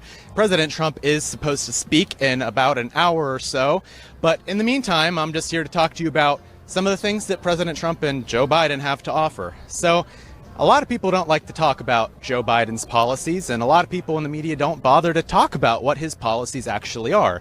It's because, in fact, a lot of his policies are actually very unpopular. So let's just go over a few of the things that Joe Biden actually believes in. So, for instance, on the Second Amendment, Joe Biden has supported a gun buyback for weapons he deems assault weapons. He supports a $200 tax on every assault weapon or semi-automatic weapon that you own, plus another $200 tax on every magazine that holds 10 or more rounds. You're already not allowed to have police, as they are pushing for defunding the police, which also means less police, less quality police, and less quality police resources. So next time somebody breaks into your house and you call for help and nobody's able to come, you don't even have a weapon to defend yourself anymore in Joe Biden's America. And taxes. Joe Biden has claimed that he wants to raise your taxes by $4 trillion within the next 10 years. So it's bad enough that right now, during an unprecedented time, maybe you're working really hard and you're making less money at this time because your company doesn't provide as much money. Maybe you've been furloughed and you're living paycheck to paycheck if you even have a job. Maybe you're trying to make ends meet and you just don't have that extra. So on top of that, you're paying $4 trillion more in taxes in Joe Biden's America. On immigration, Joe Biden has specifically said he is for open borders. He is for giving health care and rights to illegal aliens who enter this country illegally. Joe Biden is pro-choice. Joe Biden has no problem with abortion, including late-term abortion and jobs. He embraces Alexandria Ocasio-Cortez's Green New Deal. And do you have any idea what that would do to manufacturing jobs or to energy jobs in this country? I'm standing in the middle of a manufacturing facility right now. All of these jobs most likely to be shipped over China in Joe Biden's America. Energy jobs shipped to China or just flat out gone. A lot of them would be put out of business, the workers, because Joe Biden doesn't believe in fossil fuels. So this winter, when you need heat, or you want to cook something on your gas stove, or light your gas fireplace, or use a gas dryer, all of that gone as you're spending thousands of dollars to replace these items when you already don't have the money to spend after Joe Biden's $4 trillion tax increase. Luckily, President Trump is likely going to be reelected this November, and President Trump is promising to protect your Second Amendment and protect your police officers. President Trump gave us the largest tax cut in American history, giving Americans more money to spend on programs that they want, to spend money on college. He also supports protecting the unborn. Unlike Joe Biden, President Trump has said that he is going to support the not having abortion in this country because it kills millions of babies every year. And President Trump has specifically said he does not want that to happen. He has made the United States energy independent. We have not had to go to needless wars like we had to under President Obama and President Bush, where we were constantly in the Middle East trying to fight over oil. Under President Trump, that has not been the reality. He has also ended the Obama coalition on coal, the Obama war on coal. Under President Obama, he told everybody that a lot of these jobs just aren't coming back to America. But under President Trump, they have been. But elect Joe Biden, he told miners they can just learn to code. But millions of jobs have been created under President Trump. And with this unprecedented time, a lot of them have gone down because a lot of companies have been forced to close due to the coronavirus. President Trump has once made America great, and he is definitely going to do it again come this November. But nobody could have seen the horrors of coronavirus. If Trump, everybody likes to blame President Trump for what happens. But in fact, a lot of them have, such as Joe Biden, have even praised President Trump for his actions, even though he doesn't know that he praised President Trump for a lot of those actions. President Trump shut down the border back in February from China. He didn't allow people from China to enter the country because that's where a lot of the coronavirus was coming from. And Joe Biden, if you can remember, called Trump racist. He called him xenophobic. And then they asked Joe Biden, well, what would you do? And Joe Biden said, well, I would have shut down the border with China. So basically what President Trump did. Also, Joe Biden has had a lot of questions on whether his mental health is even fit to run the country. Biden has had a lot of gaffes lately, saying that, if you ain't black if you don't vote for Joe Biden. He accidentally called his wife his husband the other day. He's confused his wife and his sister on many occasions. It's obvious that the man has a lot of problems with words. Joe Biden, to many Americans, doesn't seem to be able to run the country because he just doesn't have the mental ability to run the country. Also in the media, a lot of the media are saying that President Trump is very much down in the polls. In the state of Pennsylvania, another poll came out by Emerson saying that President Trump is down to Joe Biden by 9 points. A lot of the polls have had Trump down by 10 digits or more. But if you looked outside during many of our interviews today, you saw hundreds of supporters for President Trump. A lot of them wearing Trump attire, not afraid to express their support. On the way here, as we were driving, we saw maybe 1 or 2 Biden signs. And we saw Trump signs as far as the eye could see. I come from Pittsburgh, and I drove here from Pittsburgh. It was a 5-hour drive. Do you know how many Biden signs I saw on the way here? 2. I saw 2 Biden signs. Do you know how many Trump signs I saw? Probably several hundred, if I'm being honest with you guys. So it's obvious where the support lies, and it's not with Joe Biden, who is running against Trump this November. If many of you had watched the Democratic National Convention as well, Joe Biden had many people out there speaking for him, including President Obama. President Obama went out there and he bashed Trump, saying that Trump isn't presidential, that Trump doesn't have what it takes to run the country, and that he's appalled by all of this that is going on. But what has President Trump done that's so presidential, you might be wondering? Trump just signed a peace deal between Israel and the United Arab Emirates, one that is unprecedented, that should win him the Nobel Peace Prize, that should win, it really should. What did President Obama do? When he was at war with Iran and they were building nuclear weapons, he gave them $150 billion. And he said, quit building nuclear weapons. And Iran said, okay, we'll take your money. And then, guess what? They used that $150 billion to build nuclear weapons. And the media likes to tout that deal as a success, but was it really a success? Does Iran look less safe today or more safe today? Well, under President Trump has gone after a lot of these regimes. President Trump has gone after ISIS. If you can remember, under President Obama, not too long ago, how many attacks did we have from ISIS? If we remember Brussels, Paris, Nice, San Bernardino, Orlando, London, the list goes on. How many have you seen under President Trump? Almost none. President Trump has cut the head off of ISIS, and he has continued to go after the leaders of ISIS. He went after Soleimani, and Soleimani died. Many on the left claim that that was the wrong decision to make. And Joe Biden said that he wouldn't have gone after Soleimani. But in fairness, Joe Biden also said that he wouldn't have gone after Osama bin Laden, the man who plotted the terror attacks of 9/11, killing almost 3,000 people. Joe Biden would have just let him go. This is the thing that we can expect in Joe Biden's America. We can expect more crime. We can expect higher taxes. We can expect an attack on our Second Amendment. We can expect our police to be defunded, and we can expect our foreign affairs to be completely messed up in the worst ways possible, with terror running rampant in other countries. That's why President Trump is running again, and it's to keep all of this from happening. Now, behind me, you can see we have a lot of people coming in already to see President Trump, who is expected to be here in about a little less than an hour from now. But it is the Mariotti Production Building Products Factory here in Scranton, Pennsylvania, which is just outside of Joe Biden's hometown of Scranton, PA. And like I said, not a whole lot of support for him right here. But as far as we can see, a lot of people here are here to support President Trump. It is a private event, and a lot of the people who we saw outside aren't getting in. But that hasn't stopped them from coming. A lot of them, despite what's been going on with COVID, what's been going on with limited capacity inside of buildings, a lot of them have just decided to come anyways, to show everybody that they have the support of President Trump, despite when the media tells you that he doesn't have the enthusiasm of the people and that his poll numbers are terrible. But what do you expect when you have the media going after individuals who believe President Trump's agenda and who support President Trump?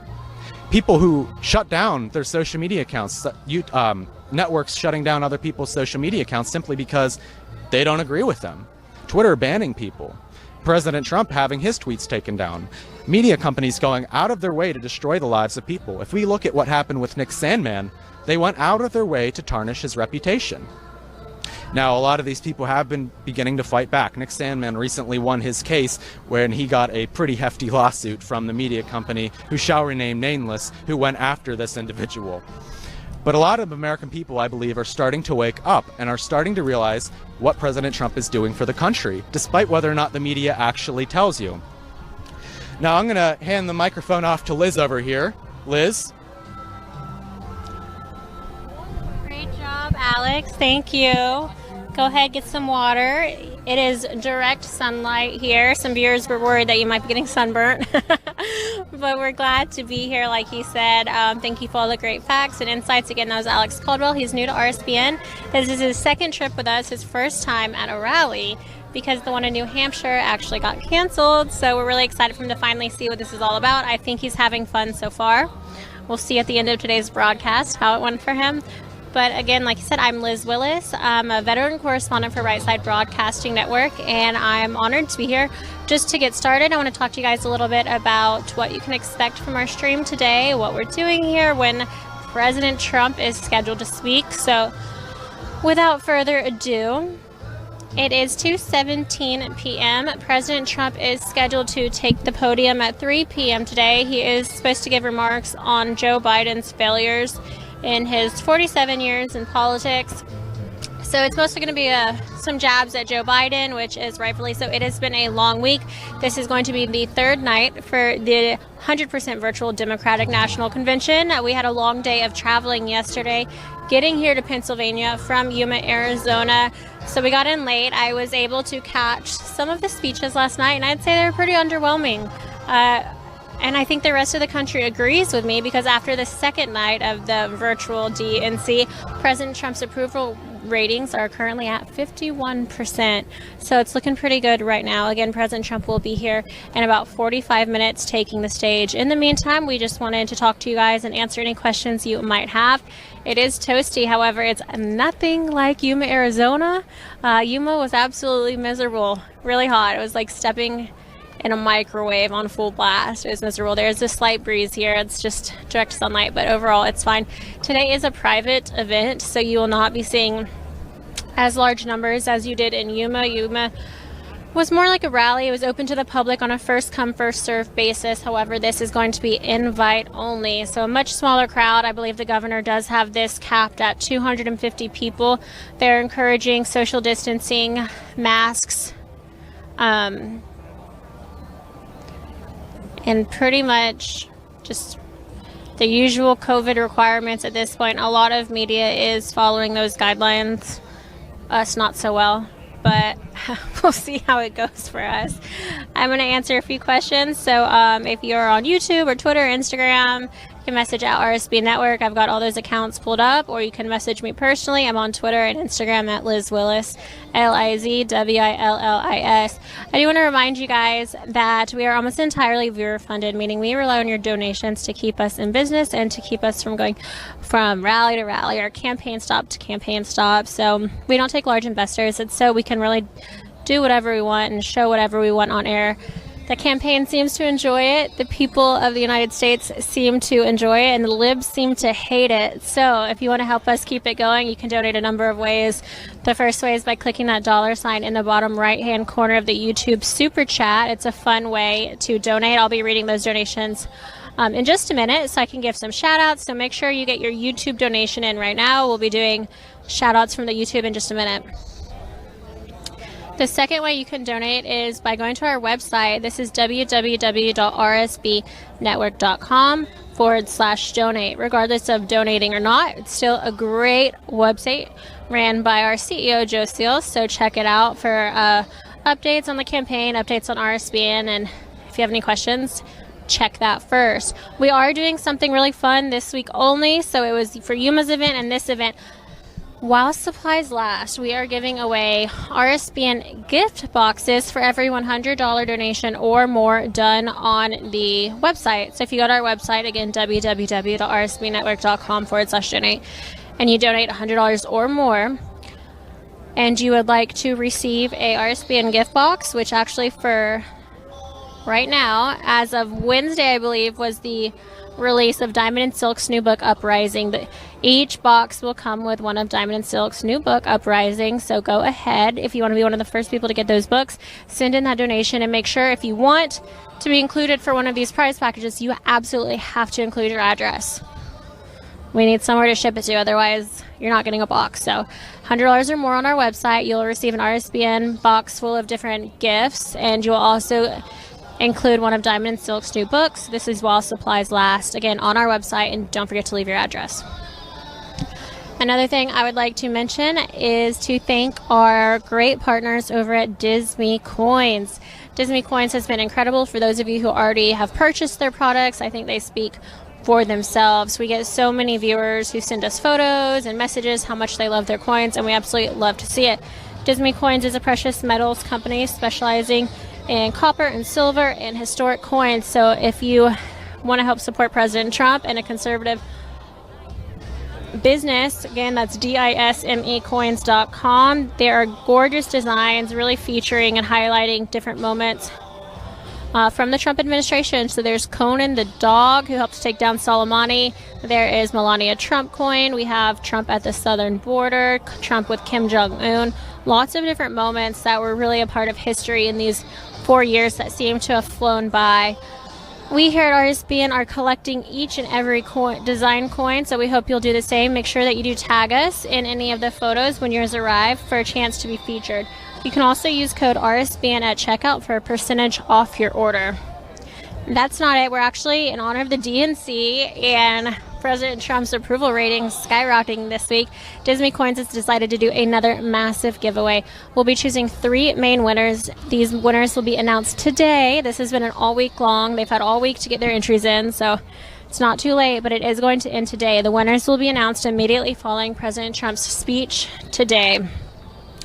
So you can go to disneycoins.com, click the giveaways tab on the left-hand side of the screen, click read more, then you'll be prompted to enter the giveaway. Super easy, no catches. We just want to be able to get these products out to as many people as possible. Shipping is completely free.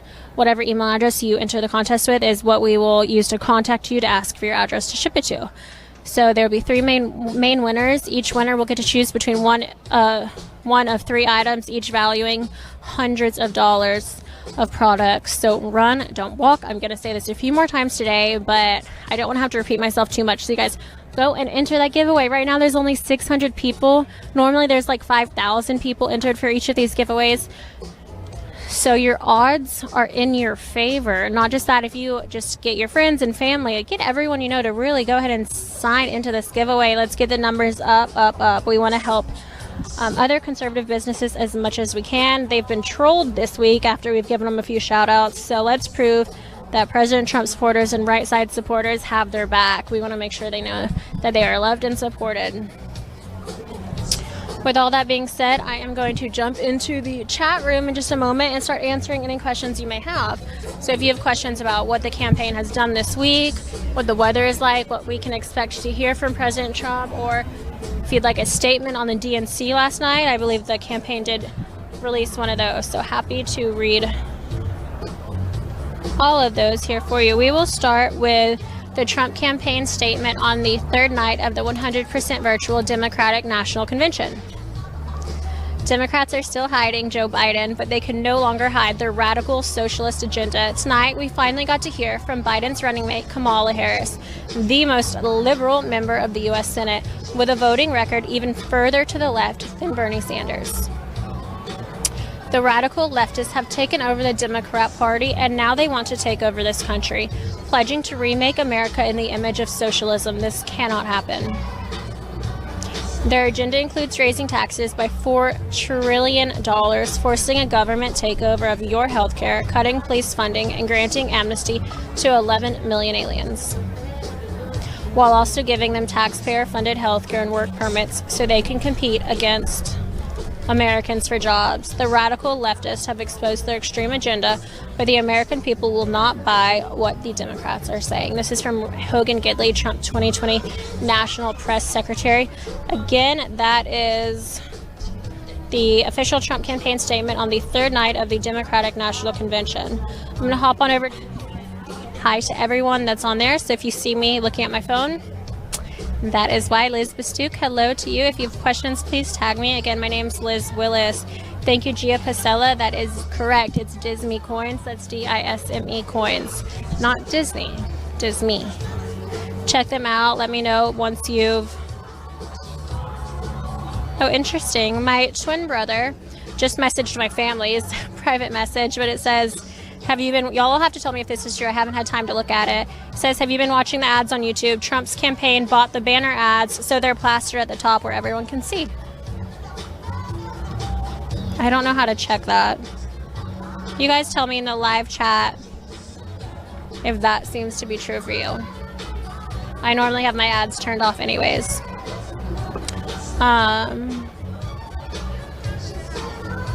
Oh, thank you, Greta. And hello, Liz Bastook. Yeah, if y'all have questions, let me know. So I am waiting to see if that's true. I want up. Connor Small says true. Lauren Morris. Somebody DM me a screenshot if you don't mind. You can just send it to my Twitter or tweet it at me at LizWillis_. I want to see what he's talking about. I don't really have time when I'm okay, apparently. Top banner ads are all Trump ads. All right, when I get off air, y'all know exactly what I'm going to go looking for, but that's exciting. I'm on Twitter. I would love to see it. I don't have time to look up another stream right now other than ours, and I don't have ads on ours. So send that to me, please. Would love to see it. Again, we are 30 minutes shy of President Trump taking the stage. This is going to be President Trump's fourth official campaign stop. That does not include his visit to Iowa. I believe that was on Tuesday. So we started off Monday in Mankato, Minnesota. At 2 p.m., there was a 4:30 p.m. campaign stop as well in Oshkosh, Wisconsin. Both of those remarks featured President Trump giving remarks on Joe Biden's failures on the economy and jobs. Tuesday, we were live from Yuma, Arizona. That's about 3 hours south of Phoenix. 3 hours straight. What'd you say? Yeah. Our cameraman is reading the comments. They're always funny. I try to stay out of them as much as I can, but my twin is a boy, for those who are asking. Sorry. Hate to break it to you. So the third stop was in Yuma, Arizona, and that was Tuesday night. So we ended up driving back to Phoenix, hopped on a plane all day yesterday, and we flew into Wilkes-Barre, Scranton, Pennsylvania. So we are super close to the venue here today. It took us about 10 minutes to get over here. This is going to be President Trump's fourth campaign stop. Joe Biden can't seem to leave his basement, but President Trump is out here killing the campaign trail this week. It's absolutely phenomenal. He has traveled over 6,000 miles this week alone, not to mention the meetings he's had at the White House alone. Also, I mean, prayers up. It's been a really difficult week for him. He did release an official statement on the passing of his brother, Robert, who claimed was not only his brother, but also his best friend. I completely understand that. I'm obsessed with my family. So prayers for the Trump family this week, and I think it goes to show just how committed he is to this re-election campaign. Absolutely nothing is going to stop him from getting out and being amongst the American people, face to face, talking to the American people to really figure out what their needs and wants are, what they need for a president. And basically, it's safe to say that socialism, Joe Biden, Kamala Harris are not the answer to America's problems right now. We need to get back out there, live our lives, open up our economy again, and just get back to living our daily lives. Looks like our cameraman needs to get out of the comments because he's still laughing at something. All right, I need to go read the comments. All right, I'm going to go see if you guys have any questions. 2:30, we have T-minus 30 minutes till POTUS takes the stage.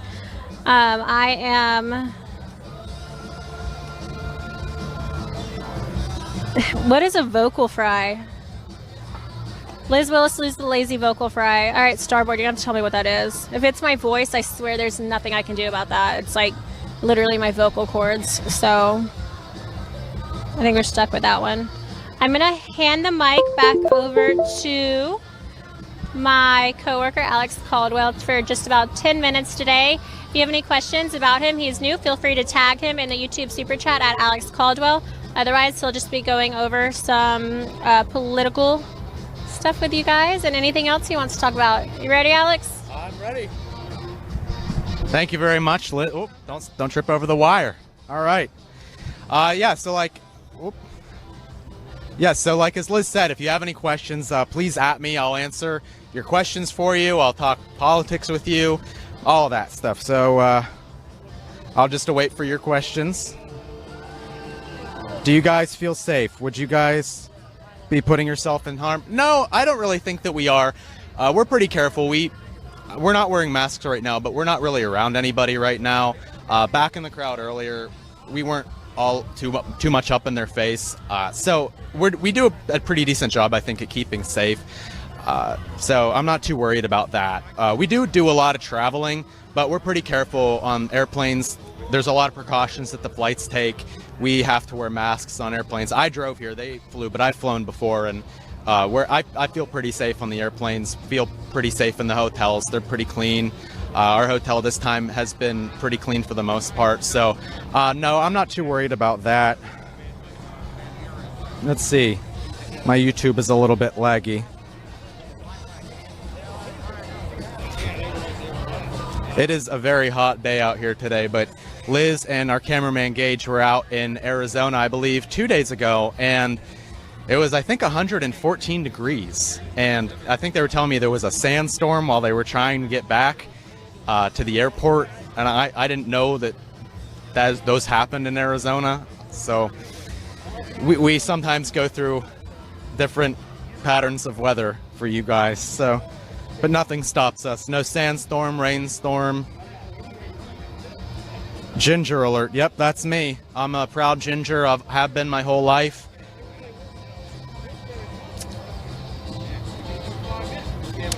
But yeah, it's a pretty nice day today, though. A lot of people here, manufacturing people, workers for manufacturing, which is we need this industry more than anything, and we can't afford to have a lot of that shipped overseas, especially energy jobs too. Actually, our state would lose 600,000 energy jobs if Biden got elected because of his promise to get rid of natural gas and oil. So that would just decimate the Pennsylvania economy. And I know a lot of people out here are already struggling enough as it is, and a lot of people have already been put out of work, and a lot of people are just getting back to work, and they can't afford to not have a job and just face having no money in their pocket. What I find funny, peculiar, is that Congress deliberately obstructed attempts to get unemployment back into people's pockets, to give people stimulus money. They refused to work with the president. They actually said that they put provisions into their bills that had nothing to do with COVID. For instance, one of them was making it so that we had to vote entirely by mail, which I don't think has very much to do with putting stimulus money into people's pockets. So it was just a laundry list of stuff that had nothing to do with COVID. So what President Trump did was he just put the money into people's pockets himself. He said, you know what, if you guys aren't going to work with me, I'm just going to have to do it myself. He doesn't have a whole lot of allies, so that's what he's been forced to do with a lot of things. The wall he couldn't get past, so he's had to do it himself. Healthcare, he's had to do a lot of that himself. And the stimulus package, he's had to do a lot of that himself. But he has done a lot of stuff himself, which it's very impressive because no president has done what he has done. No president has done as much as he has done. And I think that that's very impressive. And I hope that sets a precedent for people in the future to act rather than bicker and quarrel all of the time with fellow congressmen or senators, governors, all of them. I know we've had a lot of trouble here in Pennsylvania, where I'm from. Our governor has been very indecisive with all of his decisions. He wouldn't give us a clear answer on whether or not people were going back to school. Parents didn't know if they were going to have to choose between quitting their job to give their children an online education and to help homeschool them, or if they would have to go to work and leave their kids at home and not let them have an education. So people were left with having to figure that out for themselves. And the governor wasn't really any help with that. He couldn't give you an answer to save his life.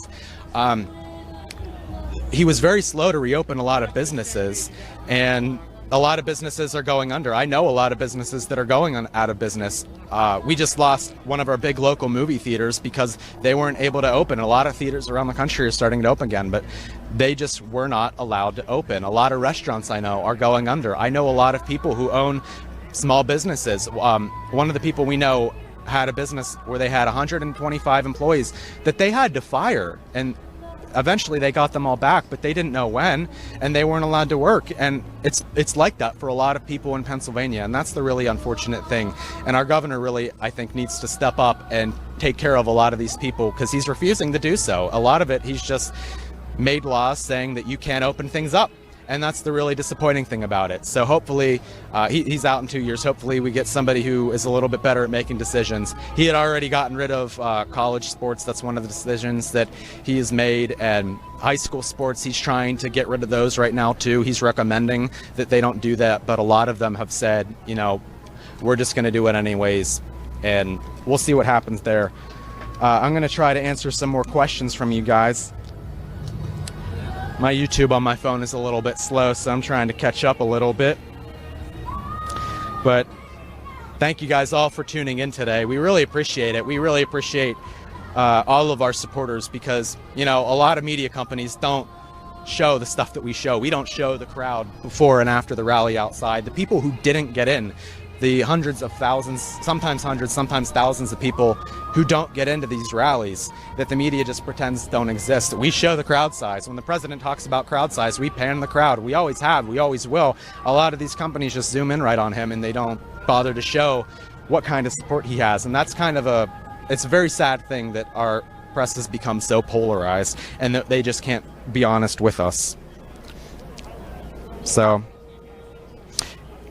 one of the comments talking about Laura Loomer, for those of you who don't know, she is a conservative activist. She actually just won her congressional seat in Florida, which I don't think a lot of people saw coming, considering she's not allowed to, she was banned from all social media platforms, and she was able to win her seat. It's a blue seat, so we'll see what kind of support she has from that. But yeah, we're pretty excited for that. That'll be an interesting one. So we're going to take a 5-minute break right now, so please stay tuned. We'll be back in about 5 minutes. Thank you very much. What? I'm sorry? You'll hear a few words from our CEO, Joe Seals, a great guy. So we'll be back in about 5 minutes. Thank you very much.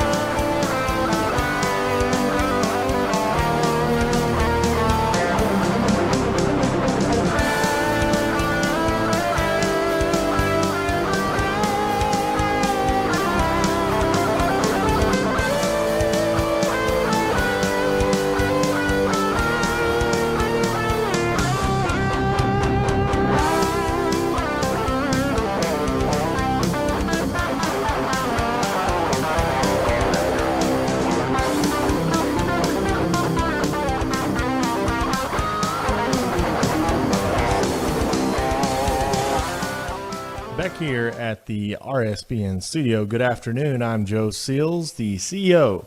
Back here looking live at our camera feed of the Trump campaign event in Old Forge, Pennsylvania, right outside of Scranton, Pennsylvania. You Office fans out there will appreciate the location today. I know I do. And I want to thank Alex Caldwell and Liz Willis, our two correspondents on the ground, for doing an exceptional job today. This is Alex's first, I want to call it a rally, Alex's first protest with us today. And he comes to us from Pittsburgh. I used to live there. It's a great city, a great city there in Western PA. I actually miss it sometimes, but he comes to us from Pittsburgh and is actually a friend of Libby Krieger, another one of our correspondents, who sent him our way. So we welcome his talents here to Right Side, and also appreciate Liz Willis. Again, she is a trooper, been with us for 4 years now, doing a great job. She is a veteran here at RSBN. And so we've been to every single one of these things. You know, we're going to continue to go to every single one of these things. There's nothing scheduled right now, but you can't help but just think that they're probably going to have more of these campaign events soon. They seem to be doing very well, especially the streaming numbers. If you look back at the last three of them that we did in Minnesota, Wisconsin, and then in Arizona on Tuesday, you'll compare those. If you compare those to the DNC streaming numbers, we handedly beat the DNC. They just couldn't get a lot of live stream viewers. It doesn't really fit the media narrative that there's a lot of enthusiasm behind Joe Biden.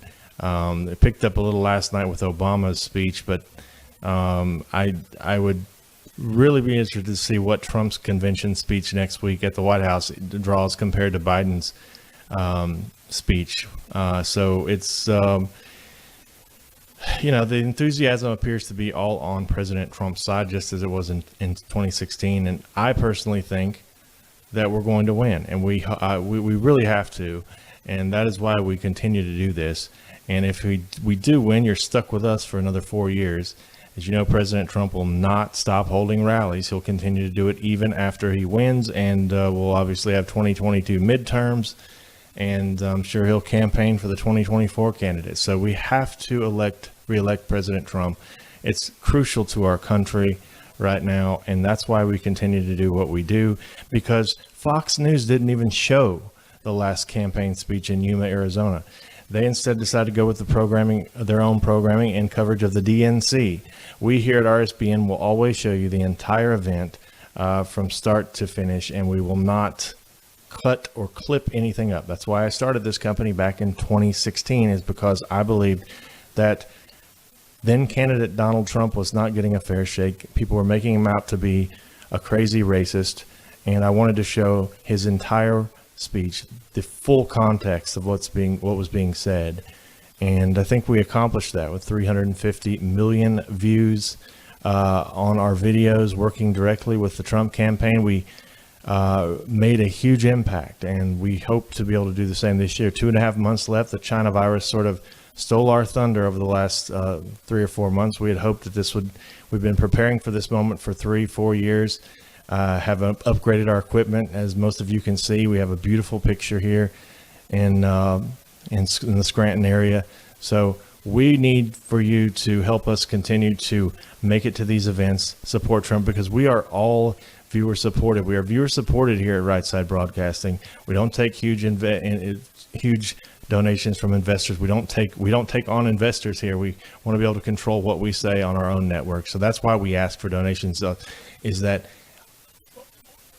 you, the viewer, determine whether we go to the next event or not. And rsbnetwork.com/donate is the best way. Today only, not making a big deal out of it today because they went really quick on Tuesday. But if you donate at least $100 on rsbnetwork.com, and you must do it on rsbnetwork.com, we will send you a free copy of Diamond and Silk's new book if you get it while supplies last. We have, I think, 8 left.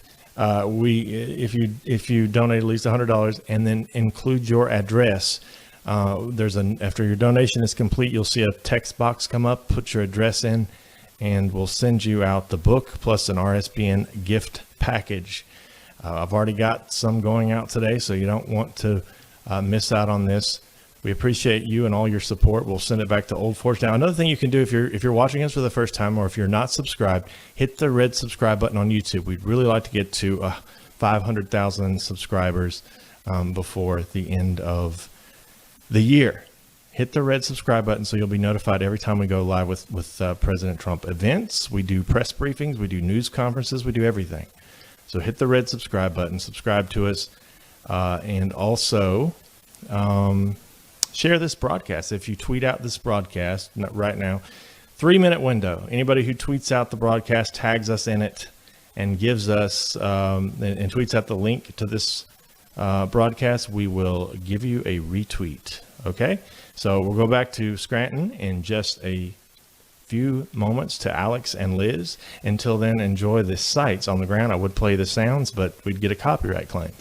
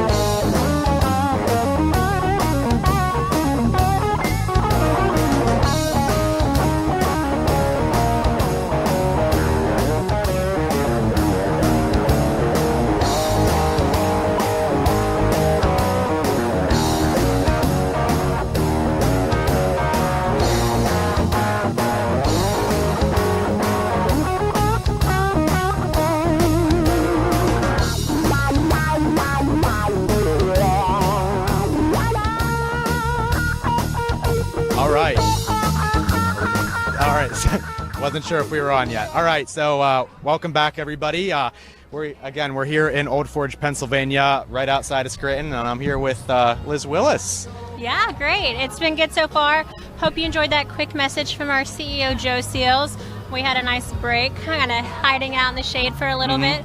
But for everyone asking, President Trump is scheduled to take the stage at 3 p.m.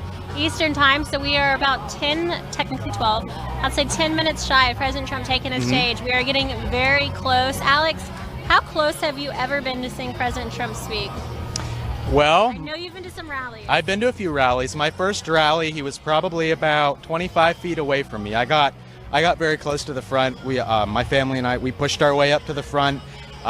So, yeah, we were a little bit pushy there, but it was such an exciting opportunity. That's actually when I first met you guys. But it was such a great time, and getting to see him up close. It's so surreal. Like your heart's beating a mile a minute, seeing the President of the United States right there. There's not a feeling like it. And it's such a more like a smaller crowd. We're used to like 10,000 or 20,000 people today. I believe they're capping this private event at 250. So it's a rally style speak, but with a much, much smaller crowd, which is cool. I just sit here and I try to make as much eye contact as I can. I'm like, look at me. Look at me. It doesn't work, but it's worth a try. The enthusiasm's still here, though. A lot of people wearing his attire. We had people chanting Earl outside. The enthusiasm's still here. So whether or not there's a capacity limit, he still has support regardless. And outside, I mean, that crowd we were able to interview before we came in for media preset, it was really an awesome crowd. I know President Trump is going to be very excited when he drives past and sees all the bikers for Trump and the other groups, Latinos for Trump, that were out there for him. Yeah, it was quite a sight to see how many supporters were actually out there despite them not being able to get in. And they just came anyways. The one guy we interviewed, he came from southern New Jersey. He can't get in, but it was 180 miles that he drove just to be here. And that. Tell me, would you do that? Knowing you can't get in, it's a private event?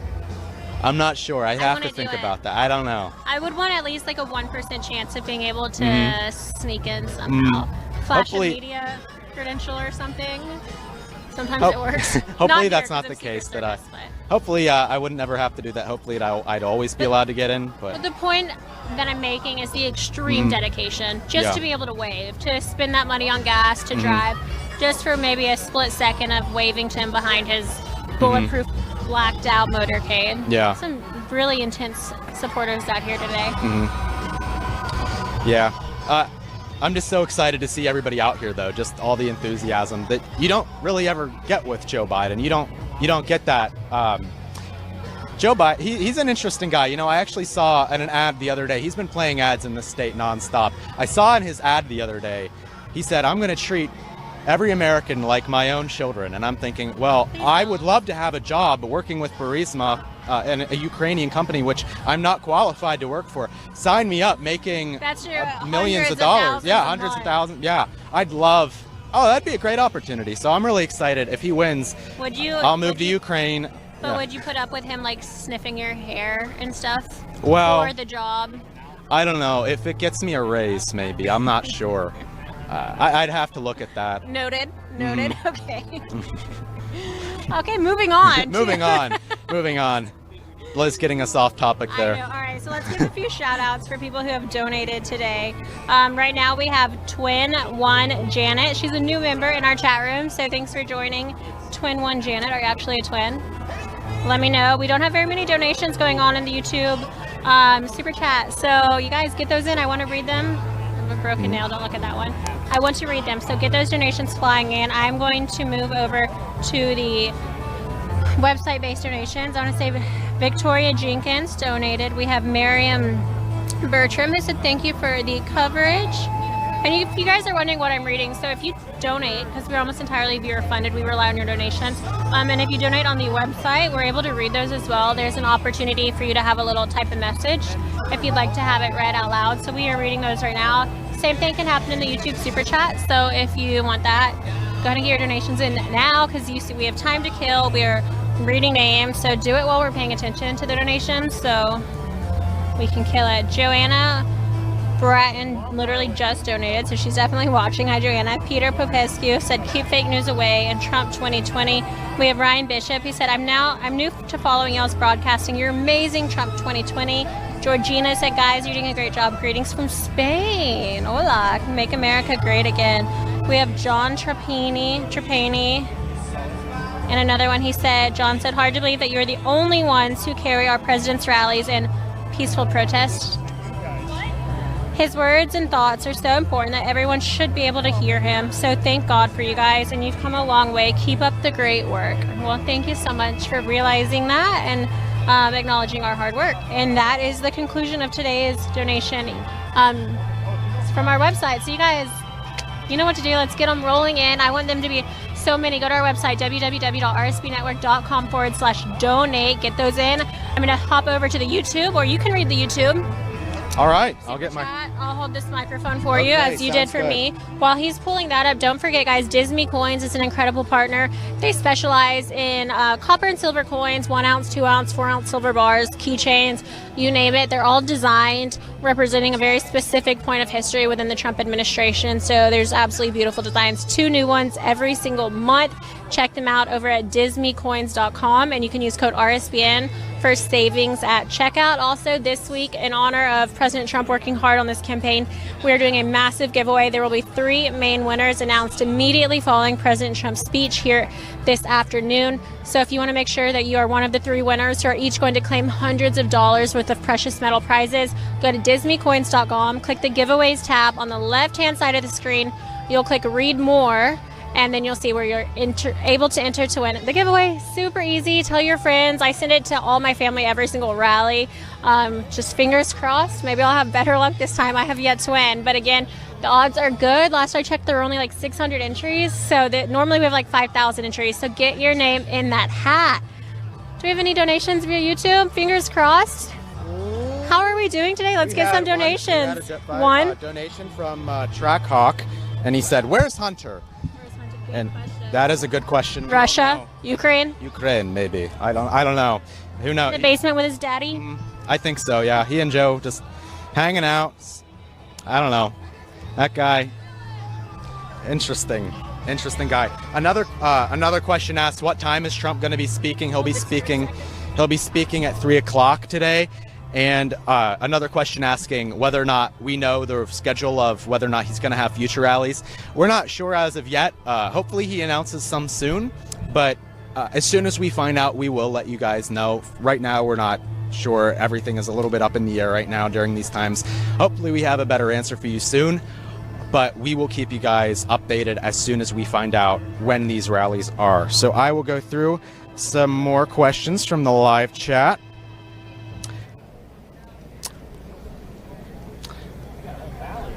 All right. Hey, buddy, we never got to interview you.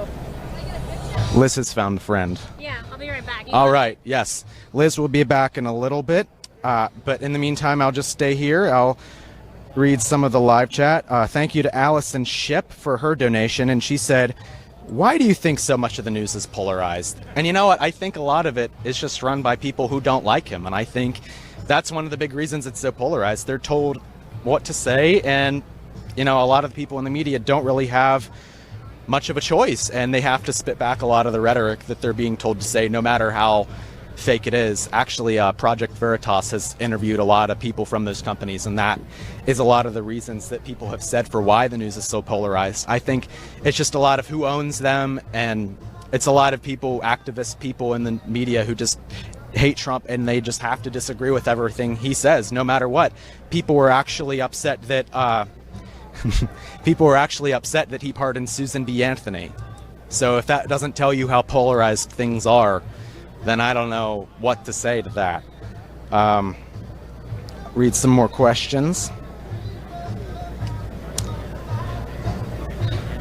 A lot of questions about me needing sunscreen. You guys are so right. I'm gonna look like a strawberry tomorrow, and it's gonna really upset my mother. She's gonna say, I told you to wear sunscreen, and I didn't wear it, so that's not a good thing. Do I know the format of the RNC, live or virtual? I think it's probably going to be a little bit of both. I'm not entirely sure what he's going to do. I'm hoping that he has an event or two that is like this that we can actually go to. but we'll probably have to wait a few days before he announces what he's going to do. I imagine it'll be somewhat similar to Biden's, where he'll have a lot of people speak virtually, but President Trump does like to go out and hold things like these because I don't think he's very afraid. He's a very brave guy, so I think he'll probably go out and try to do two of these things. So I think it'll be a little bit of a mixture. Let's read something else.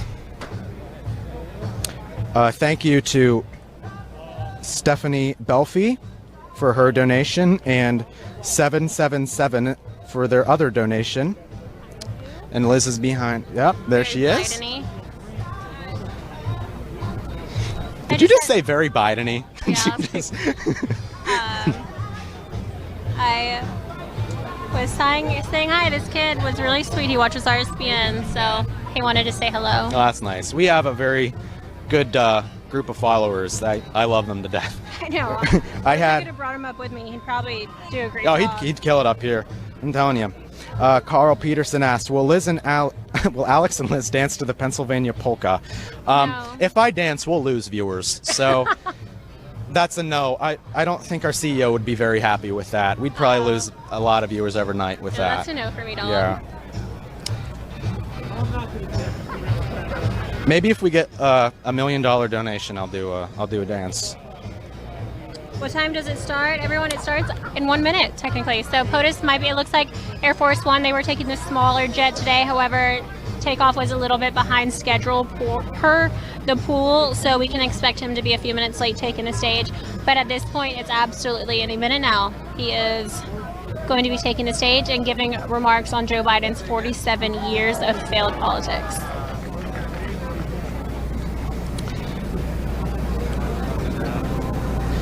Music is getting quiet. I imagine he'll be out here shortly. How many of these were you able to catch up on? All of them?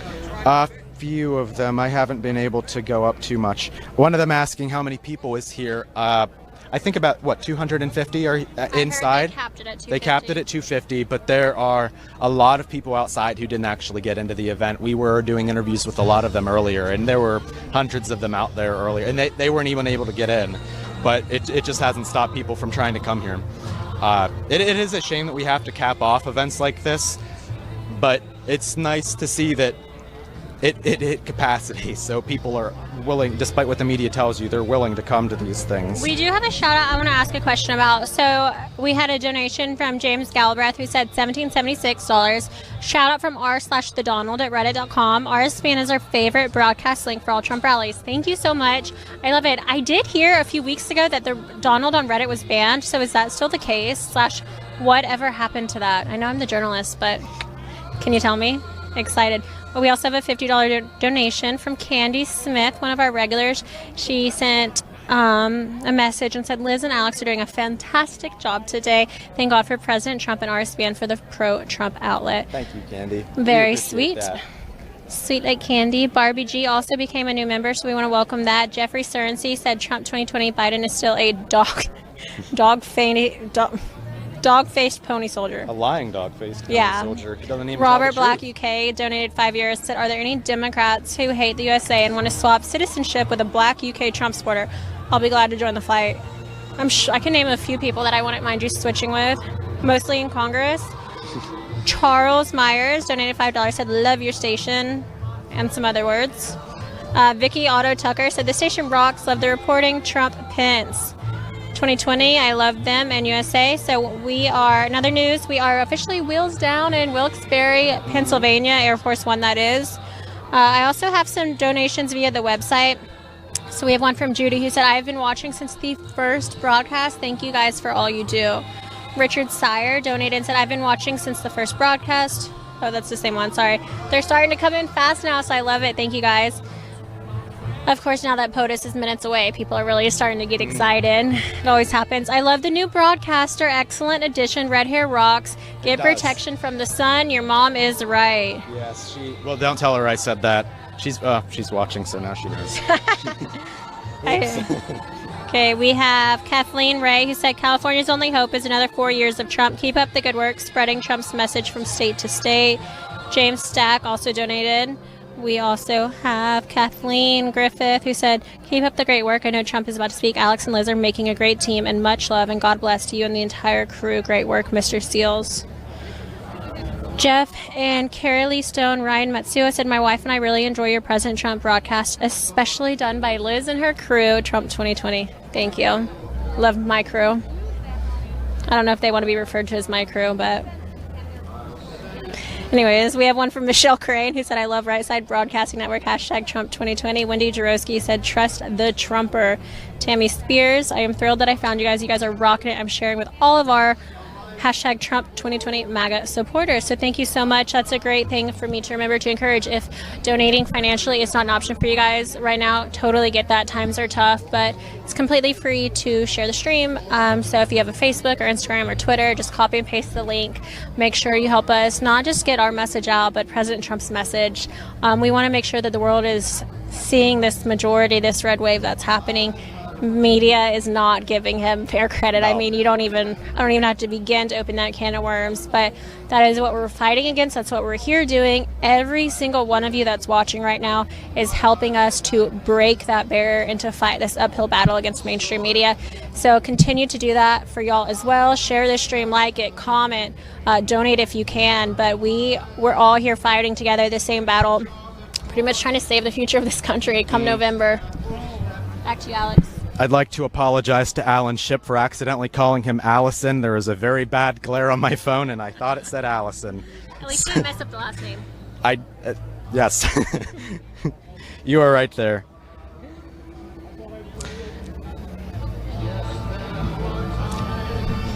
You gotta love Frank Sinatra, right? Just singing the song, My Way. Yeah, but we can't have this. We just gotta keep talking. Alex is new here, so we can't even say stuff like that without YouTube hearing our algorithm and then taking us down for copyright claims. So we don't want y'all to even know that anything is playing in the background right now. Forget what I said. I was fake news.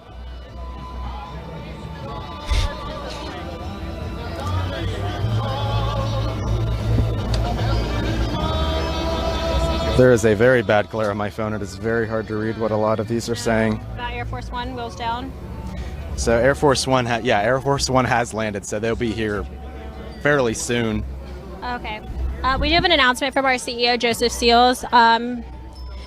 We want everyone to know that if you actively right now copy our link and tweet our broadcast out in the next 3 minutes. So if you copy, if you go to YouTube or however you're watching, mostly YouTube, you click share link and then copy link.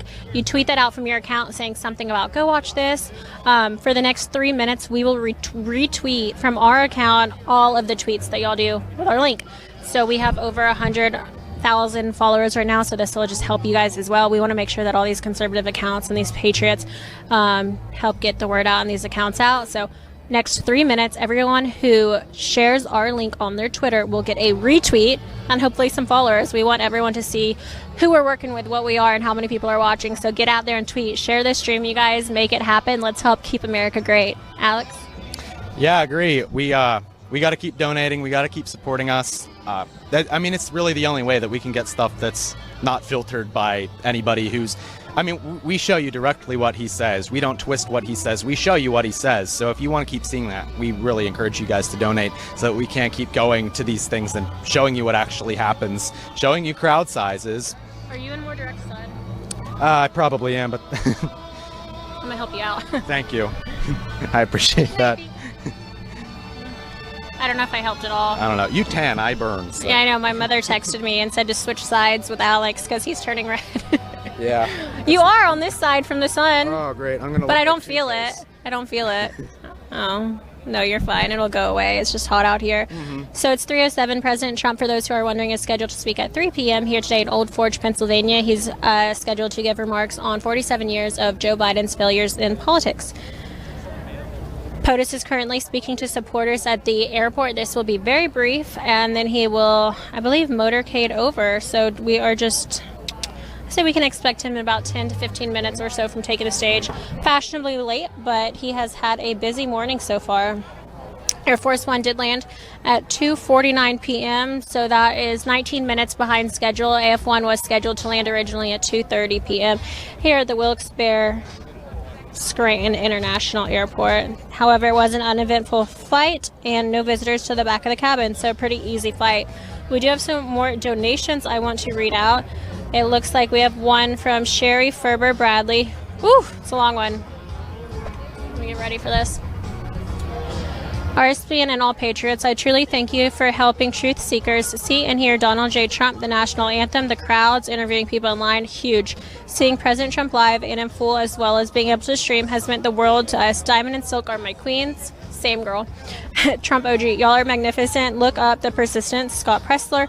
Travel the country and registering new Republican voters. Also find Trump Black's grandson. He too announces how many new voter registrations he has helped people complete. We must volunteer to help POTUS. We must focus all down ticket. Work, work, work. Take the lead from President Trump. Never quit. Very true. Scott Pressler and Trump's Black grandson. I see them on my Twitter pretty much every single day. They do great work at registering voters. You're absolutely right. We have Mary Miller who said, I love Liz and all of you at Right Side. So thankful for you. So thankful for you. Thank you. We have Joan Gentile who said, thank you for being there. God bless America. Marilyn Huckberger said, what venue are you broadcasting from? We're at the Mariotti. I will never get that right. Building products venue. So it's a warehouse here, a lot of lumber. And that's pretty much it. This is where President Trump has decided to speak from. Yeah. More on that, Alex? You're more familiar with Pennsylvania.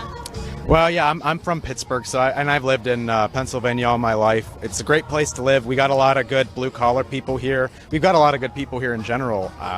It's a very industrial state. We've got a lot of businesses here. A lot of them have been put under or, in a lot of trouble during this time. So it's been really hard seeing a lot of the people I know having to go through all of this stuff. A lot of my friends' parents have lost jobs. I had friends who actually had lost their jobs from restaurants. They worked as servers, greeters, all of them. They all went under. A lot of restaurants have gone under. It's really a shame to see a place that was flourishing only in February be a completely different place in August, and it's really sad to see that happen to your town, your hometown, seeing the people you've known for years just been put under with work and everything.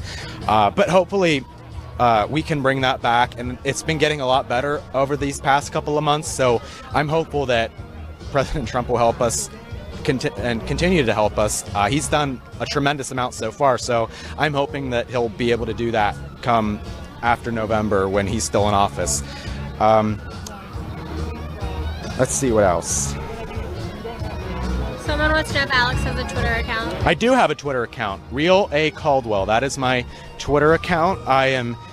It hasn't been active for too long, so I've been trying to start to post a lot more on there. So you'll see me retweeting and posting a few more things on there. But Real A Caldwell, that is my Twitter handle if you would like to follow it. Someone said Liz and Alex 2024. I'd definitely be the president. You'd be the vice president. Don't know how I feel about that. Yeah, but I'd be a better president. I'm a ginger, and They said Liz and Alex, not Alex. yeah, but they say ladies first because it's respectful. No, I think they. I won that argument.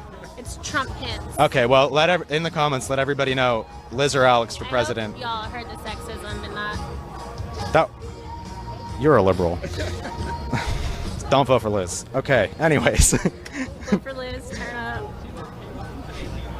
Swag 2020. Okay, if your campaign slogan is swag, you don't deserve to be the leader of this country. What is it? Hold on, I'm trying to get a quote here.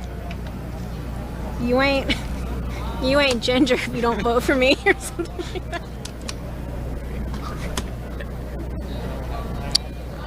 I'm just gonna let you guys decipher that. I don't even think that merits a comment. If the president-elect, or if the nominee, Democratic nominee can say it, I can say it. That's how that works. You're a list-faced pony soldier. The mudslinging is really heating up.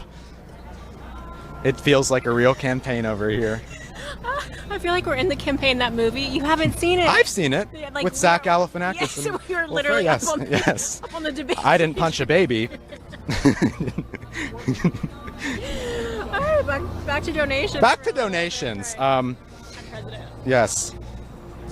Okay, so we have some. Beverly Barrett is a new member, so we want to say thank you to Beverly Barrett. We have Virginia Faye donated $20, another $20 from Virginia Faye again. Oh, people are tweeting Liz for president. Done. Done. Well, that's fake polling. It was skewed. They asked more Liz supporters than Alex supporters. They asked my mom. They asked, yeah. It's, yeah. Okay. I don't trust the polling. Oh man. All right.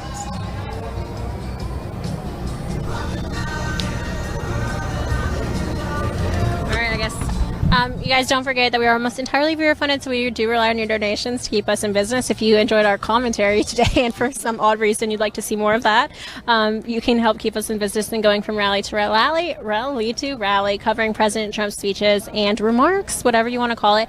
This is not technically being billed as a rally. This is remarks on Joe Biden's 47 years of failed politics. So we're enjoying this here today. We know that we're going to see President Trump come today and speak really face to face, literally. This is a pretty small crowd. That is on purpose, just so the media doesn't quote me on that. This event is capped at 250, so it is going to be sitting room only, really. I guess that's how you pronounce it. I mean, there's a chair for every single person. And Space 6 feet apart. Yeah. Well, For the most part. ish. Not super close. I didn't This measure. is a smaller venue, but it is a cool venue, so it's really neat. You can see exactly what the inside of a lumberyard looks like once they've all gone through, what is it, polishing? I'm a pine tree farmer, but I never see them when they actually go through this part of the process. Mine are just the trees, and they cut them down, and then they leave, and I never see them again. But I guess the cameraman, have you been able to turn around and show them? So, like, mostly the pallets of wood. Oh, you can kind of see them, so you can kind of see what I'm talking about. I am curious where they source from, whether or not it's within the United States. I would hope so, based on, so these say Idaho Forest Group, some of them, because you can read quality lumber from Fontaine, LeMay. This better not be any of that Canadian lumber. Canadian doesn't get an A. Sorry, that was a really bad joke. I think I just lost the presidential race between you and I with that comment. Let's see. Someone said she's hilarious when she's dehydrated. I am still dehydrated. It's really hot. I think I've already had 2 bottles of water within about 10 minutes of each other. It's really hot out here today. But at least it's not Arizona. Hot I'm gonna like that. Take it for 5. Kill it. Okay. So I'll take it for 5 here, I suppose.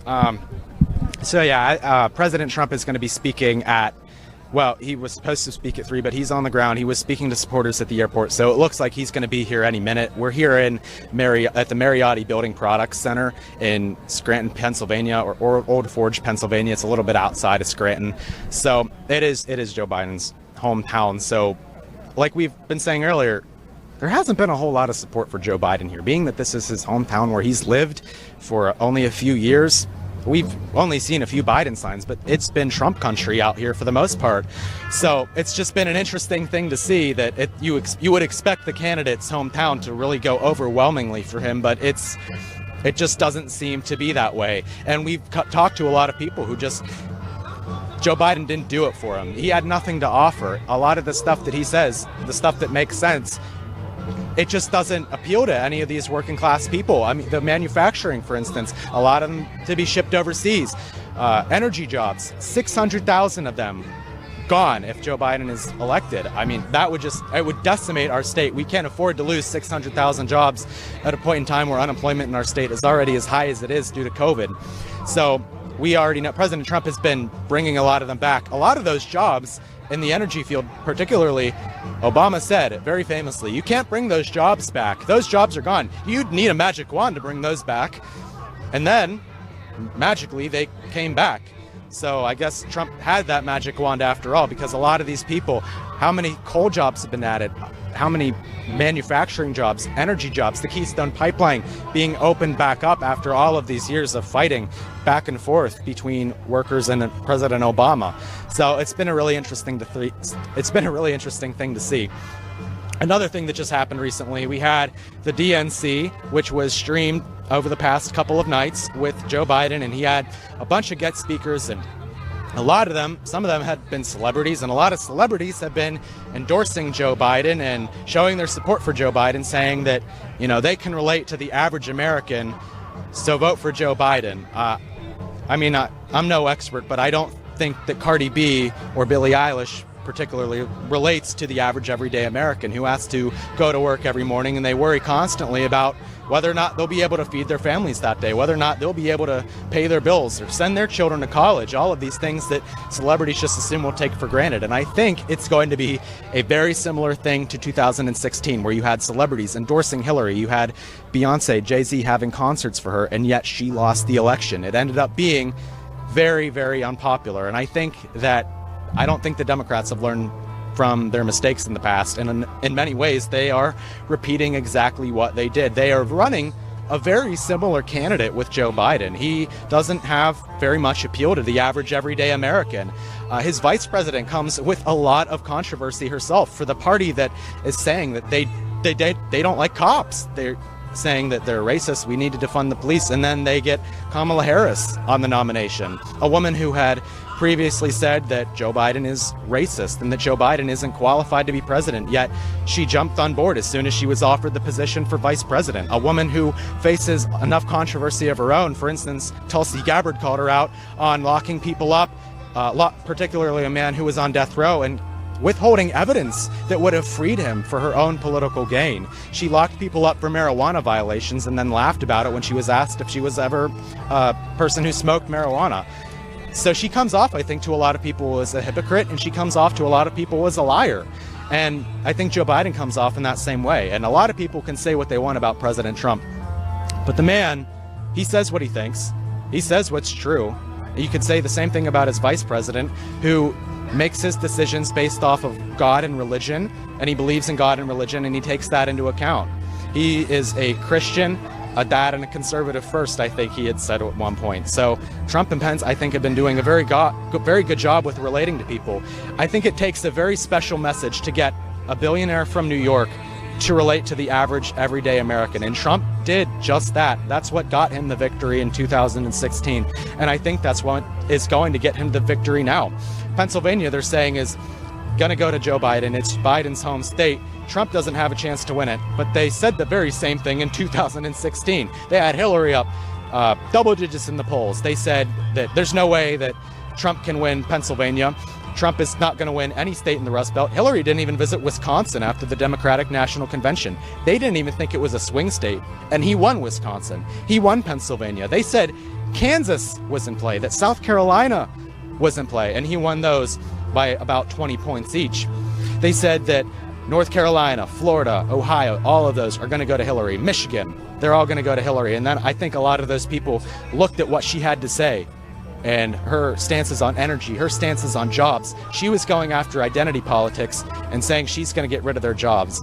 And Trump said, I'm going to make sure that you guys have a job, that you guys have a way to feed your family. And that resonated with a lot of Americans. And I think that it's going to be the same thing this time around, because Biden and Hillary Clinton have almost the exact same message. Biden is running on identity politics, and he is being endorsed by many celebrities that I think is hurting his campaign a lot.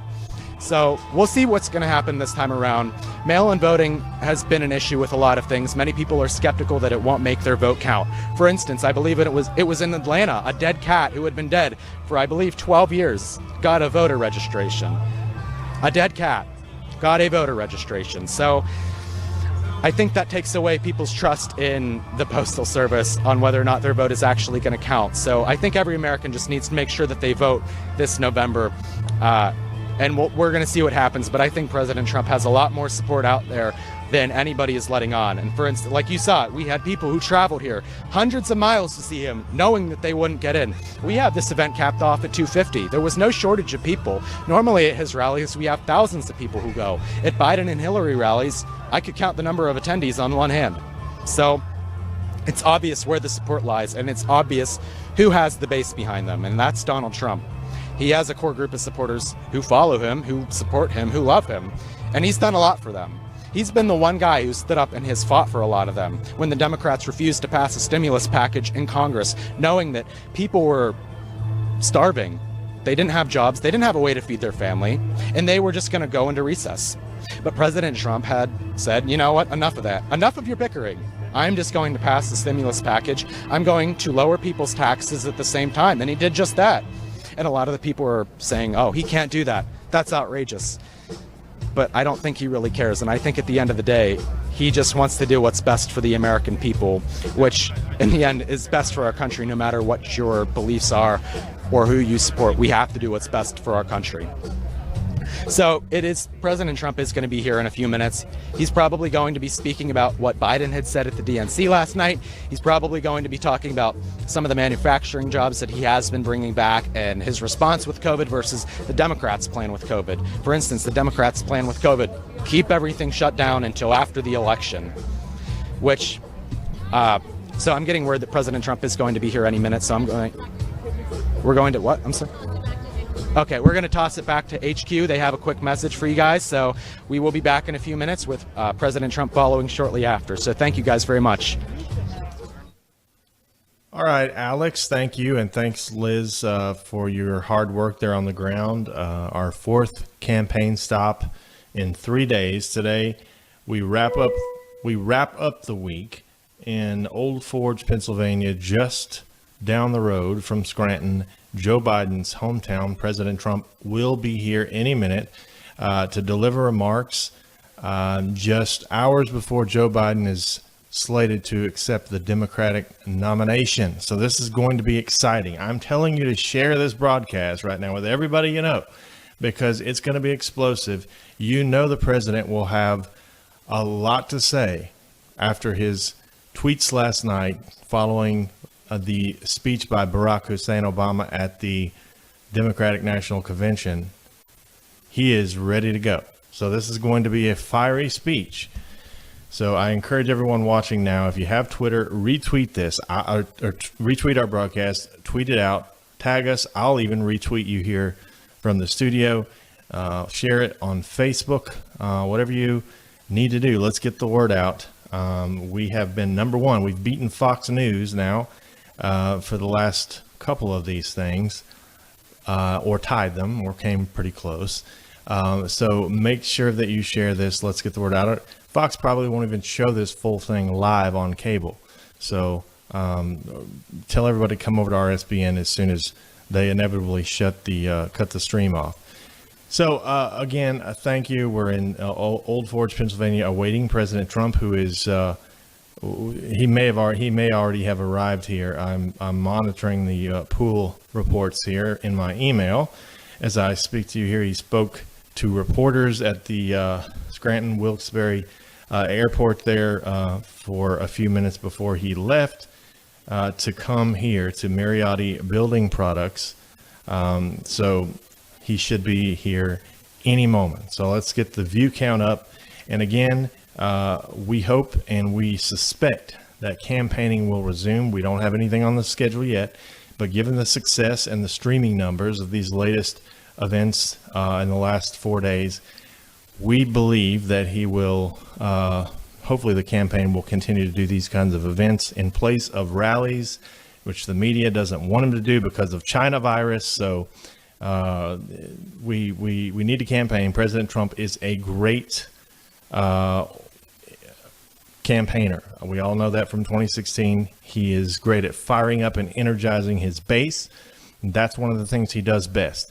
And so that is what we're looking forward to covering. This is what we've been preparing 3 years for ever since 2016. You can see the difference in our production value, and that's all thanks to you, the viewer.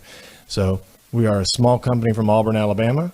We are giving the mainstream media a run for their money, beating most of them in the online streaming rankings, despite being banned from the YouTube search.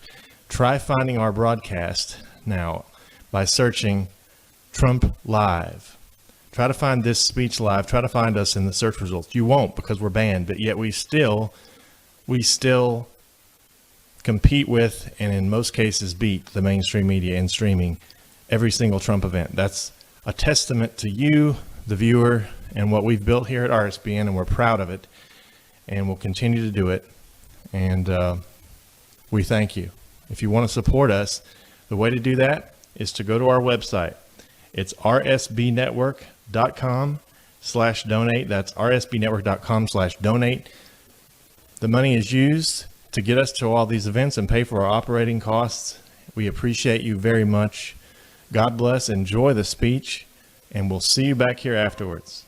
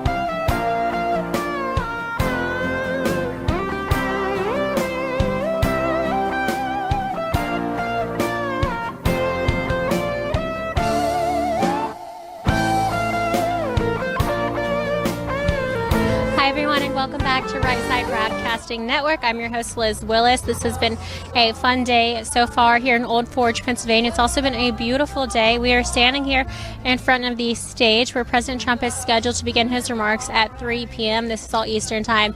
It's currently 3:30 p.m., so we are running about half an hour behind schedule so far. We can expect it to be a couple more minutes before the motorcade rolls up. We have yet to see it. We do know that Air Force One was running a little bit behind today, but we're not mad. We're just excited to be here amongst another campaign stop. This is the fourth official campaign stop for President Trump this week alone. He has already traveled over 6,000 miles. The first stop being in Mankato, Minnesota on Monday around 2 p.m. Second stop being in Oshkosh, Wisconsin around 4:30 p.m. The next day was Tuesday. President Trump had a large event in Yuma, Arizona. That is about 3 hours outside of Phoenix, mostly desert. It was very hot. The high that day was 114 degrees, not including the UV index. It was sweltering. I think we're all still hydrating from those of us who were able to cover that event. So this is yesterday. My days are all mixed. Yesterday was Wednesday. Was a traveling day for us. No official campaign stops for President Trump. I don't know if I just missed something. Sounded like someone was yelling, but so today, of course, is in Old Forge, Pennsylvania. We're about 10 miles outside of Scranton, Pennsylvania, where Biden is allegedly from. However, those people that I interviewed today, I don't really know much on it. Nobody wants to claim him. They say he's not really from here. He just happened to live here for a few years. So Pennsylvania is not claiming Biden. Oh, he is not taking coronavirus lightly. Do y'all see that? Okay, do you need to dress like that? No, here. Show the camera so they can see what I'm talking about. This is like COVID-proof 2020. Oh, it's gone. Y'all can't see it. It is ski goggles and all. I'll bring my ski goggles next time. I'm going to hop into the donations right now and just say thank you to those. Again, we are really appreciative. This was definitely a different week for us here at Right Side Broadcasting Network. We are used to rallies. If you're familiar with us, you know that, with 20 to 30,000 people in attendance. So these are much smaller events. They are not technically being billed as rallies. However, they have a lot of the same feel. They are really decorated beautifully. I'm not sure. Actually, what I'm getting to stare at is kind of prettier than what y'all get to look at. I don't know if the camera can do like a 180, or if have you panned that already? You can't. It's beautiful. There's a huge American flag draped between two. I don't even know what those are called. Ladies and gentlemen, the President of the United States, okay, Donald J. Trump. And I'm proud to be an American, where at least I know I'm free. And I won't forget the men who died, who gave that right to me. And I gladly stand up next to you and defend her still today. doubt I love this land. God bless the USA.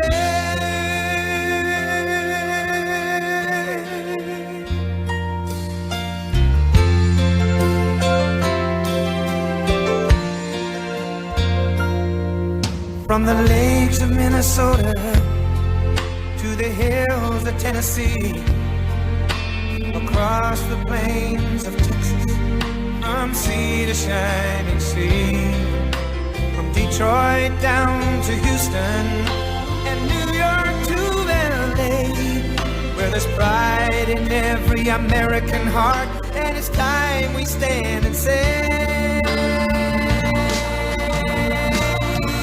that I'm proud to be an American. Thank you very much. This is really great. We love this state. We won this state. I don't know if you know what's going on outside, but that's right, Lou. That's as many people as you can possibly have all the way back. How did you get in? That's my question. I know you're special friends of a group of people that have done a really good job, and I want to thank you very much for being here. But Pennsylvania's been very important to me. I went to school in Pennsylvania, as you know, college, and I love it. Please sit down. And by the time I finish, I'm going to have a nice sunburn right here. This is good. Where's my sunblock? But I want to thank everybody. In 75 days, we're going to win this state.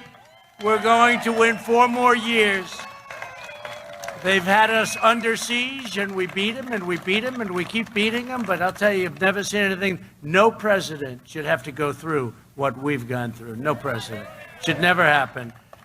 And I watched President Obama last night, and I watched him talking about everything, and I had to put it out. I said, yeah, but he spied on our campaign, and he got caught. You know, that's about as bad a thing as you can imagine. If that happened to another campaign on the other side, they would have had 25 people in jail for many years already. Many, many years. It's a disgrace. But in 3 years, and what we've done in just this short period of time, there's been no administration that's accomplished what we've accomplished. And that's despite pandemics and despite all of the opposition and all of the witch hunts, the phony witch hunts. No administration's done what we've done. We've secured our borders, brought back our manufacturing jobs, rebuilt our military, wiped out the ISIS caliphate 100%, killed our terrorist enemies, achieved American energy independence, and guess what? We're just getting started. That's just a small part of it. That's a small part of it. At stake in this election is and you know this, you know it, and I mean it, and I've never meant it more. At stake in this election is the survival of our nation. It's true, because we're dealing with crazy people on the other side. They've gone totally stone cold crazy. You know, you look at Hillary, she was a lot smarter than Joe.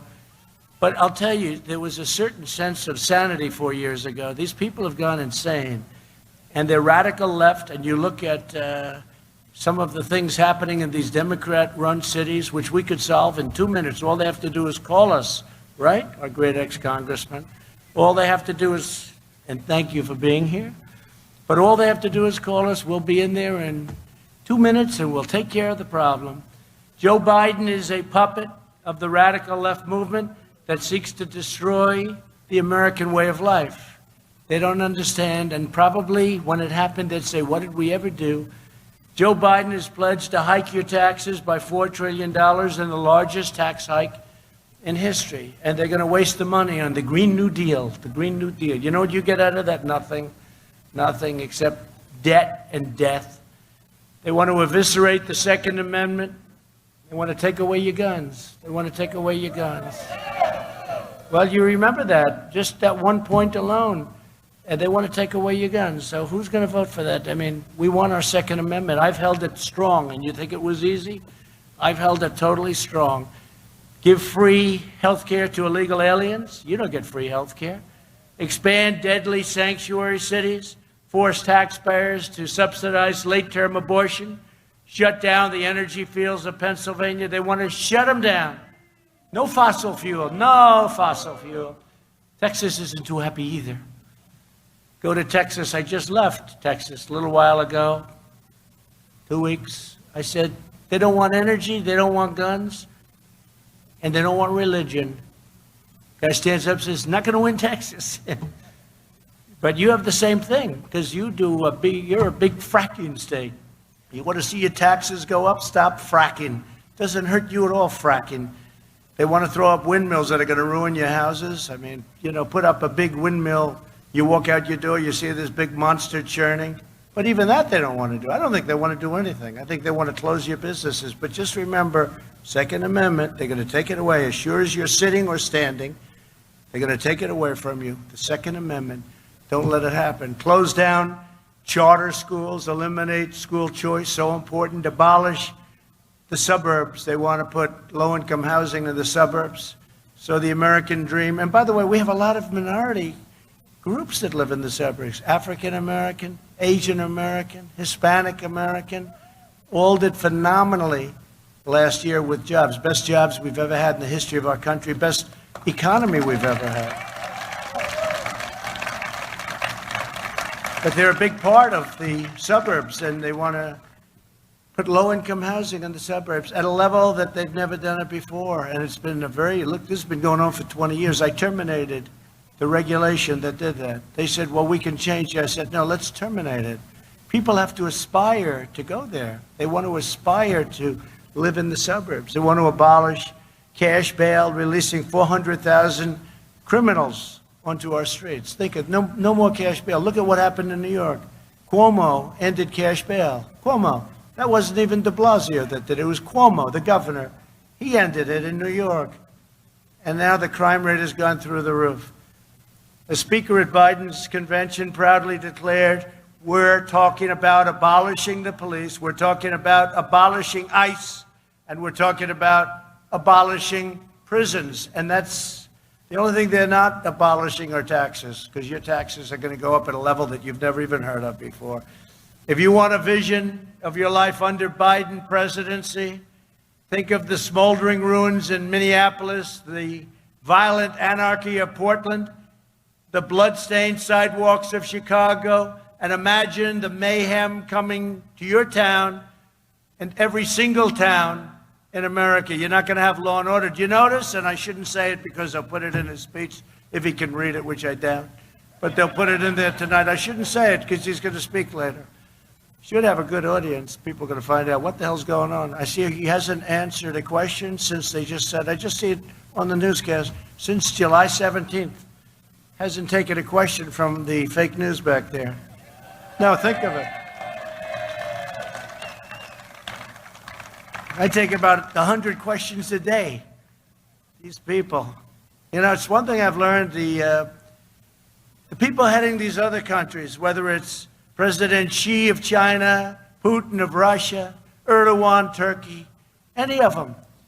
Kim Jong-un, North Korea. Remember, we're going to be in war with North Korea. Remember, it's going to be a war, right, Congressman? It's going to be a war.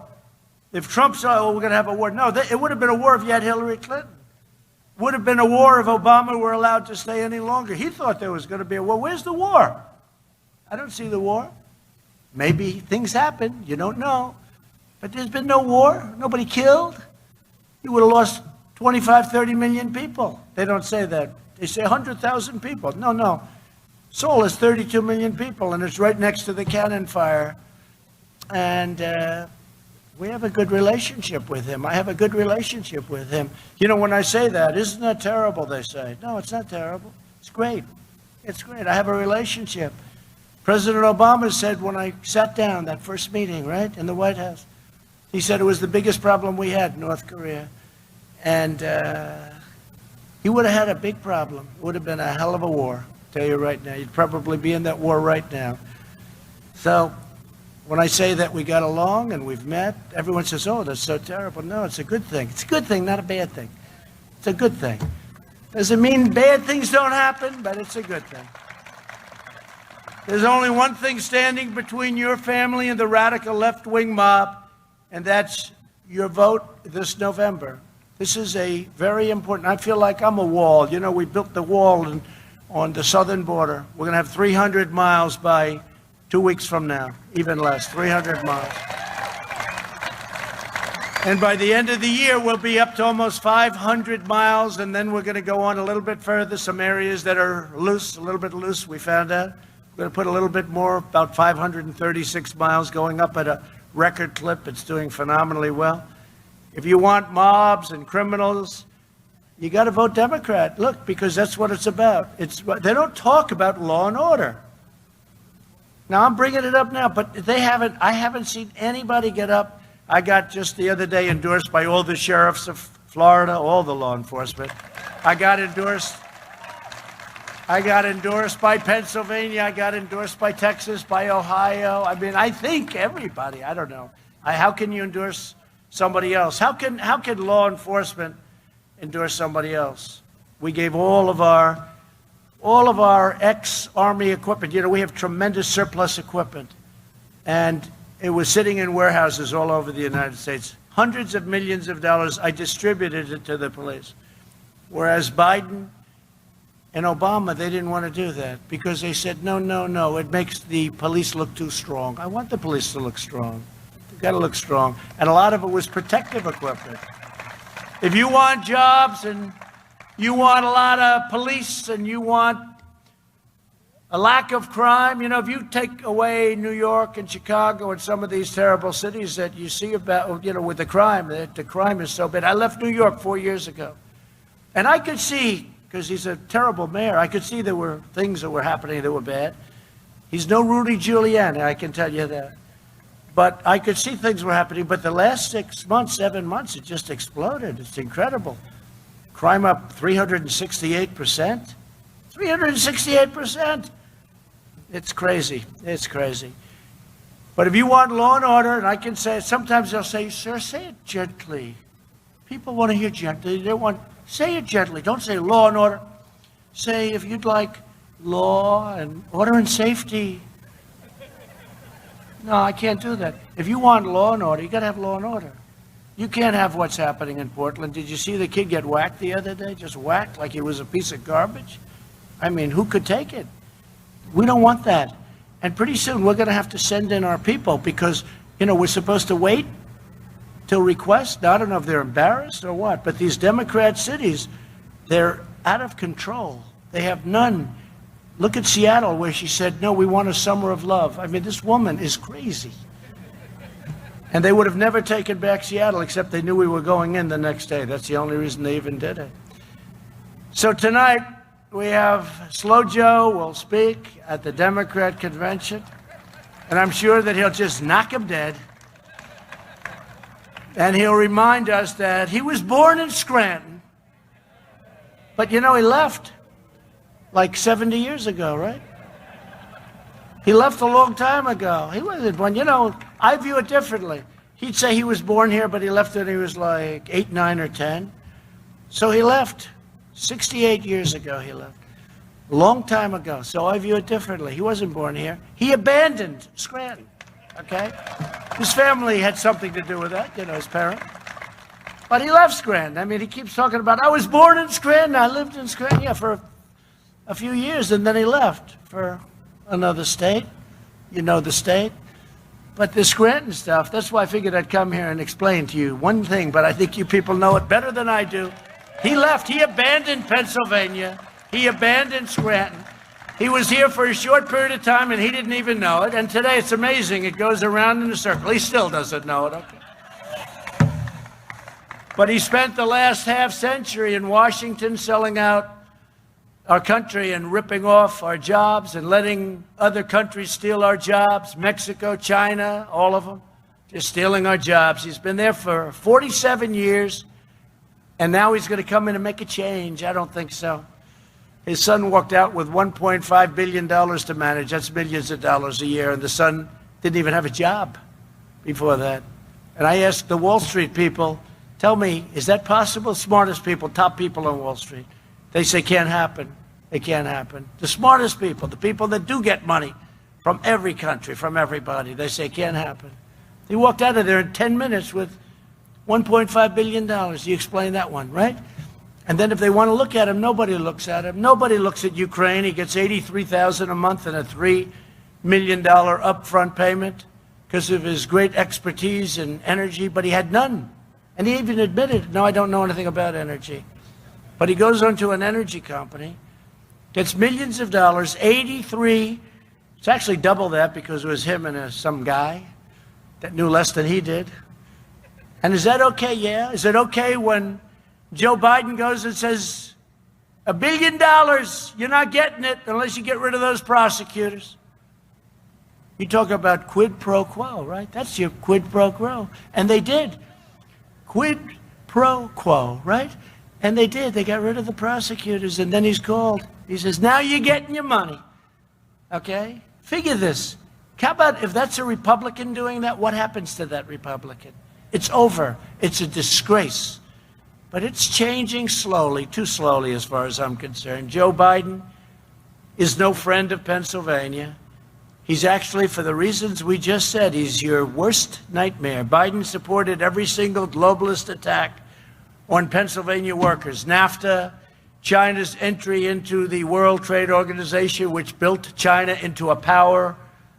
TPP, Korea, the horrible, ridiculous Paris Climate Accord, which stripped our nation of its energy, and the so-called Clean Power Plan. The only good thing about it was the name. It was a horrible, unfair deal. Horrible for you and horrible for Pennsylvania. They want to take your power away. You know what your power is? Your power is the billions of dollars you make on going deep into the earth and taking out what you have to take out. Everything you want from fracking. You don't realize how big a fracking state. Does anybody know how big fracking is? You're not going to be allowed to frack anymore. You're not going to be no oil, no nothing, no oil, no gas, no nothing. Just think of that. What would happen is well, first of all, many of you, I guess 600,000, 670,000 lose their jobs. No money, no oil, higher taxes. Your stock market would crash. If they get in beyond fracking, if they get in, you'll have your 401ks, which are setting records. By the way, stock market just hit a new high. And don't forget, we've been going through this horrible plague from China. It just hit a new high. So think of that. It's incredible. But your 401ks, how many people have 401ks here? Good? That's a lot. That's a lot. How about if they went down to like 10% of what they are now? Because that can happen. That can happen. And it will happen if we're stupid and we don't go out and vote. And secure your ballot. Absentee ballots are good. But the stuff where they take millions and millions of ballots and send them all over the place, we'll grab it and we'll just put them in a big pile there. Everyone grab it. It's a disgrace. Even common sense tells you that. Look at New York. Look at what happened in New Jersey. Look at what happened in Virginia. Look at what happened. I won't go through the details. You know the story. They have no control whatsoever. In New Jersey, 20% of the ballots were defective, fraudulent, 20%. And that's because they did a good job, okay? So this is just a way they're trying to steal the election. And everybody knows that. Because the only way they're going to win is by a rigged election. I really believe that. I saw the crowd outside. For every sign we had for Trump Pence, every single sign, and that's not that atypical. In Texas, we had people on the highways, on the roadways. We're driving to some oil well where we gave a speech. But it was a 20-minute drive between the plane and that oil well. There were tens of thousands of people, and they had the signs, Trump and Trump Pence and flags, American flags. You know, when the other side does show up, which is rarely, they never have an American flag. I can always tell if there's a group of people. You never see an American flag. The fake news would tell you that. But you never see, but they don't put it down. They'll tell you that personally, but they won't write it. But you never see an American flag. It's an amazing thing. But if you look outside today, is it 100 to 1, 200 to 1? And then you'll read tomorrow that Biden was well represented. He wasn't well. There were hardly anybody there. Every once in a while, I'd see a Biden. I'd be waving to the people. I'd see a Biden. I'd say, well, I'd wave to her anyway. Who cares? No, but was it 100 to 1? I mean, it's just massive. And you'll read tomorrow that he had a massive crowd also. Pennsylvania lost more than 1 in 3 manufacturing jobs after NAFTA and China's entry into the WTO. And that was a vote and courtesy of Sleepy Joe. Biden looked American labor into the eyes. It took their dues, their union endorsements, and their votes. The unions have to be more reasonable. They have to be more reasonable, and we love the unions. We love non-union. I've had it all. You know, I built every building I built in New York was with unions, and unions are fine. You know, a lot of Republicans don't want me to say that, but I'll tell you, unions are fine. Tell them to keep their dues down, please. But they're fine. And you have unions here, you have non-unions. But what I talk about is the worker. They treated our workers horribly. We lost our jobs to foreign lands. Our workers got fired, whether they were in the unions or not. Then he sold out and he passed the Cadillac tax, you know what that is, on union health care plans, attacked their energy jobs, and sent their factories to China. And now he's back begging for their votes. And, you know, people, it's like a custom. Democrats, except with me. I came in, I got so many union votes, I get far more. I mean, you've seen it. A couple of people either lost their job or came very close that were unbeatable because they led a charge for the Democrats, for Crooked Hillary last time. They led a charge. And the people in the union didn't want that. They didn't want Hillary, they wanted Trump. And we had union revolts, we call them. They revolted. But these guys right here, are you all union people? I can tell. Are you union? It's good, right? It's fine. That's fine. Look at that. You get a hand. Certain parts of the country, they wouldn't be as happy, but that's okay, right? And it's great. But they were not happy. And you know what was happening? They were not happy when the bosses got endorsed by the Democrats. American labor will vote for Trump-Pence in 2020. They're all saying that. And this area is going to be an incredible area. This used to be all Democrat until I came along. Until I came along, this was Democrat. This was heavily union. It was Democrat. It was everything, but they like Trump. And I'm going to never let you down. And they will let you down. They will let you down. First of all, the country will be let down because the country, you will see a crash like you've never seen before. And as good as those stock market numbers are, there's a headwind. The headwind is that if he won, the market's going to crash. The Green New Deal, all of the different things, socialized medicine, that's what they want. It's socialized medicine. No doctor, no plan. Obama lied about it 28 times. Remember he said you can keep your doctor, you can keep your plan. It wasn't true. 28 different times they have him. For the last 4 years, we've been reversing Biden's betrayals and delivering historic wins for the people of Pennsylvania. Your state lost over 50,000 manufacturing jobs when Biden was vice president. In my first 3 years, Pennsylvania gained 14,000 jobs, manufacturing, and going up at a level that nobody's ever seen before. We'll catch all of those jobs that were lost. They said manufacturing jobs will never come back. Remember, you need a magic wand. Where's the magic wand? Well, we have the magic wand. My first week in office, I withdrew from the Trans-Pacific Partnership. It would have been totally destructive to your jobs. It would have been a horror show. I withdrew from the one-sided Paris Climate Accord, which would have cost us so many billions of dollars, and all it would have done is made the competition even tougher all over the world. I believe it was designed to hurt the United States and to get jobs away from us and companies. I stood up to China's rampant cheating, plunder, and theft. I repealed that horrible tax. So many taxes. How many taxes did I repeal? You know, I'm getting a list of them now. I'll have it for you for the next meeting because I'll be back to Pennsylvania. That I promise. And I'm standing up to the special interests and the big pharma. Weeks ago, I signed 4 historic directives to dramatically reduce the cost of prescription drugs. Think of it. You know what I did? I signed, as you know, and as you've seen, I guess, but other countries have sometimes 10% of what we pay for the same exact pill, same drug, same prescription drug.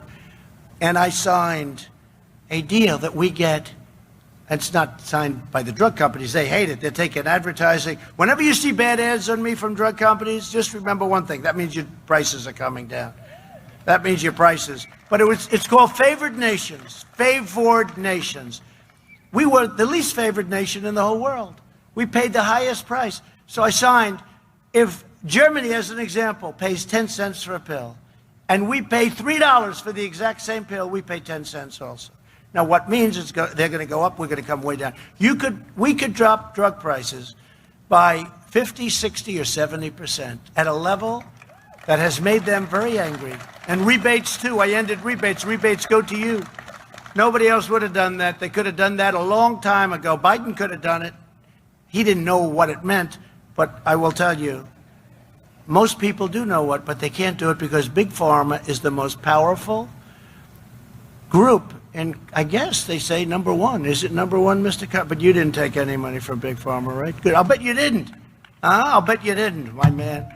I ended the NAFTA disaster, and I signed USMCA into law. USMCA is phenomenal. And it's going to keep your companies from moving to Mexico and other places. After years of building up other nations, we're finally building up our nation. And we are finally doing something that I've been talking about for years. We are finally putting America first, and I've done that right from the beginning. We're honored to be joined today by some incredible warriors that were really fantastic to me and friends of mine, but they really fight. These Pennsylvania people are fighters, in case you haven't noticed. Representative Scott Perry. Scott, where's Scott? Thank you, Scott. Great job, Scott. The Warriors. Lloyd Smucker. Lloyd, thank you. Thank you, Lloyd. John Joyce. John, thank you. Great job. Great job. And a friend of mine and a great, great man. He would have been here forever if he decided to, but he decided maybe it was time to do something else.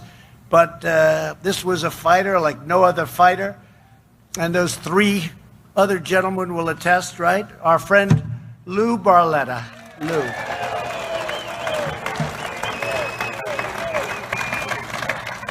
And they're shouting, I'm saying this for the media, they're shouting, Lou. They're not booing. You know, they'll say, he stood up and he got booed horribly. It was a horrible, embarrassing. No, that's what they do. They're fake. Thanks also to our congressional candidates, Jim Bognett. Jim? Oh, look at him. I've heard good things, Jim. Is it easy out there on the stump? Oh, good, good. And you're going to win, Jim. You're going to win. And Lisa Scheller. Lisa, thank you very much. Great job. I hear you two are doing really good. If you have any problems, call Lou. He'll help you. Let me also thank my campaign state chairwoman, Bernie Comfort. Where are you? Thank you very much, Bernie. Thank you, Bernie. Great job you're doing. How are we doing in Pennsylvania, okay? Yeah, I think so. I think so. They did a lot of manipulation. Also, a friend of mine for a long time and a great friend of his father and maybe his grandfather. I don't even know. I hate to say that because it makes me sound a little bit older than I feel. I feel young. State GOP Chairman Lawrence Tabus. What a great family. I miss Dan Tabus. You know that? Dan Tabus, what a great man he was. I don't know if you know him, but he started out with about 2 cents, and he ended up being a rich man, and he employed a lot of people, and he was a real friend of mine. He didn't like many people. That was long before I ran for politics. He didn't like many people, but he liked Trump, right?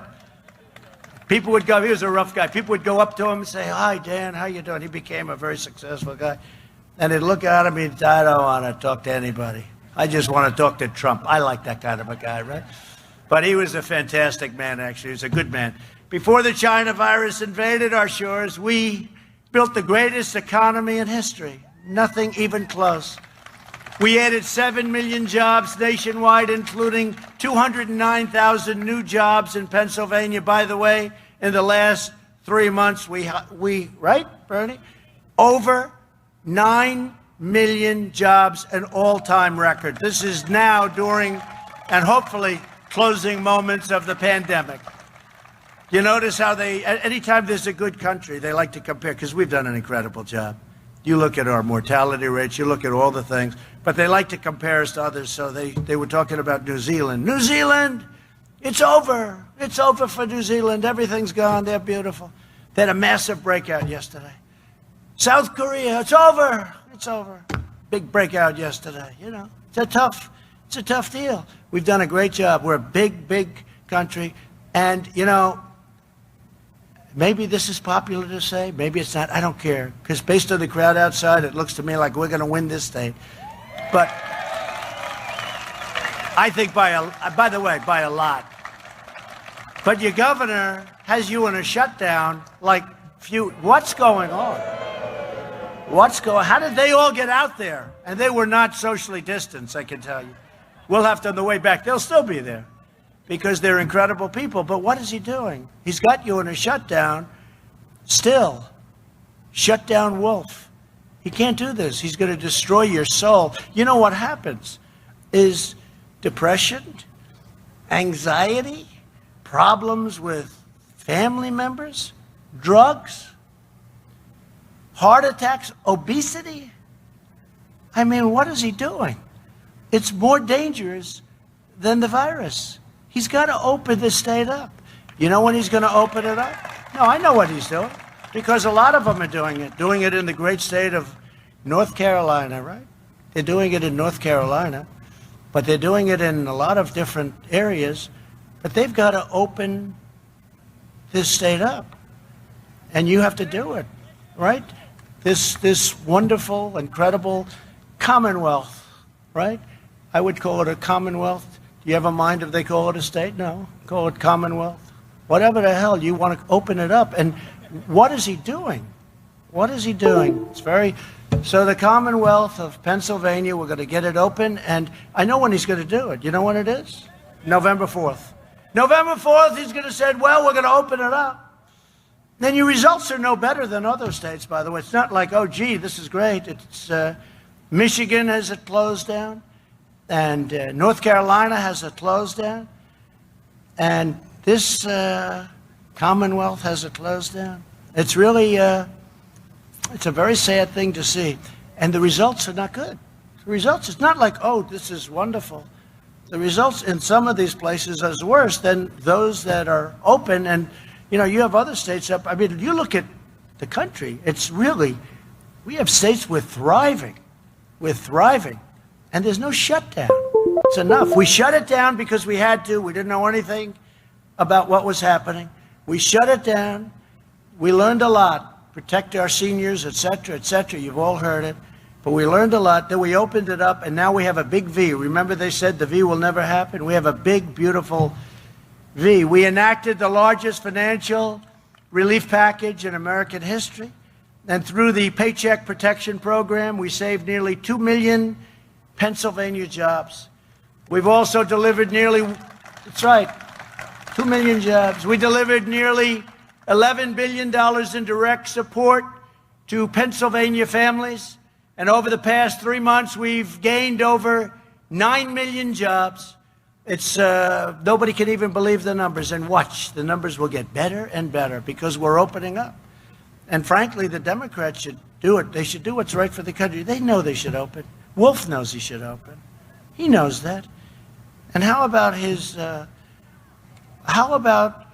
person with her mother, right? With her mother, where the mother was protected, but the other people weren't. You had a massive number of deaths in nursing homes, but 95-year-old mother, as I read, and I said, well, that person will be gone very quickly, and that person is still there. I would say that's something that if somebody ever wants to run for the governor of Pennsylvania, that would be something good to use. So they took the mother out of harm's way and then moved her back when everything was okay. And nobody says anything about that? And there's no firing? Retail spending is now at an all-time high. Who would have believed that? Auto production has gained 28%. Biden would terminate this unprecedented recovery. He wants to impose a permanent lockdown combined with a socialist takeover of the U.S. economy. Did you hear him the other day? Lock it down. He wants to lock it down. So everything that we've gained over the last number of months, he wants to lock it down. No, we're doing good. Florida's going down substantially. Arizona done a great job in Arizona.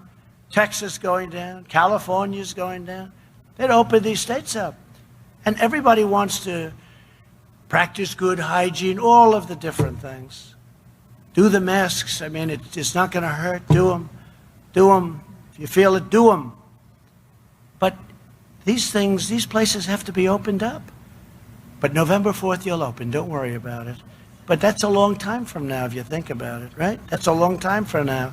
In Biden's policy manifesto, written with socialist Bernie Sanders, Biden pledges to quickly outlaw American oil. He's going to outlaw American oil. Coal, American coal, he's going to outlaw it. Natural gas, which is really an amazing form of energy. It's clean.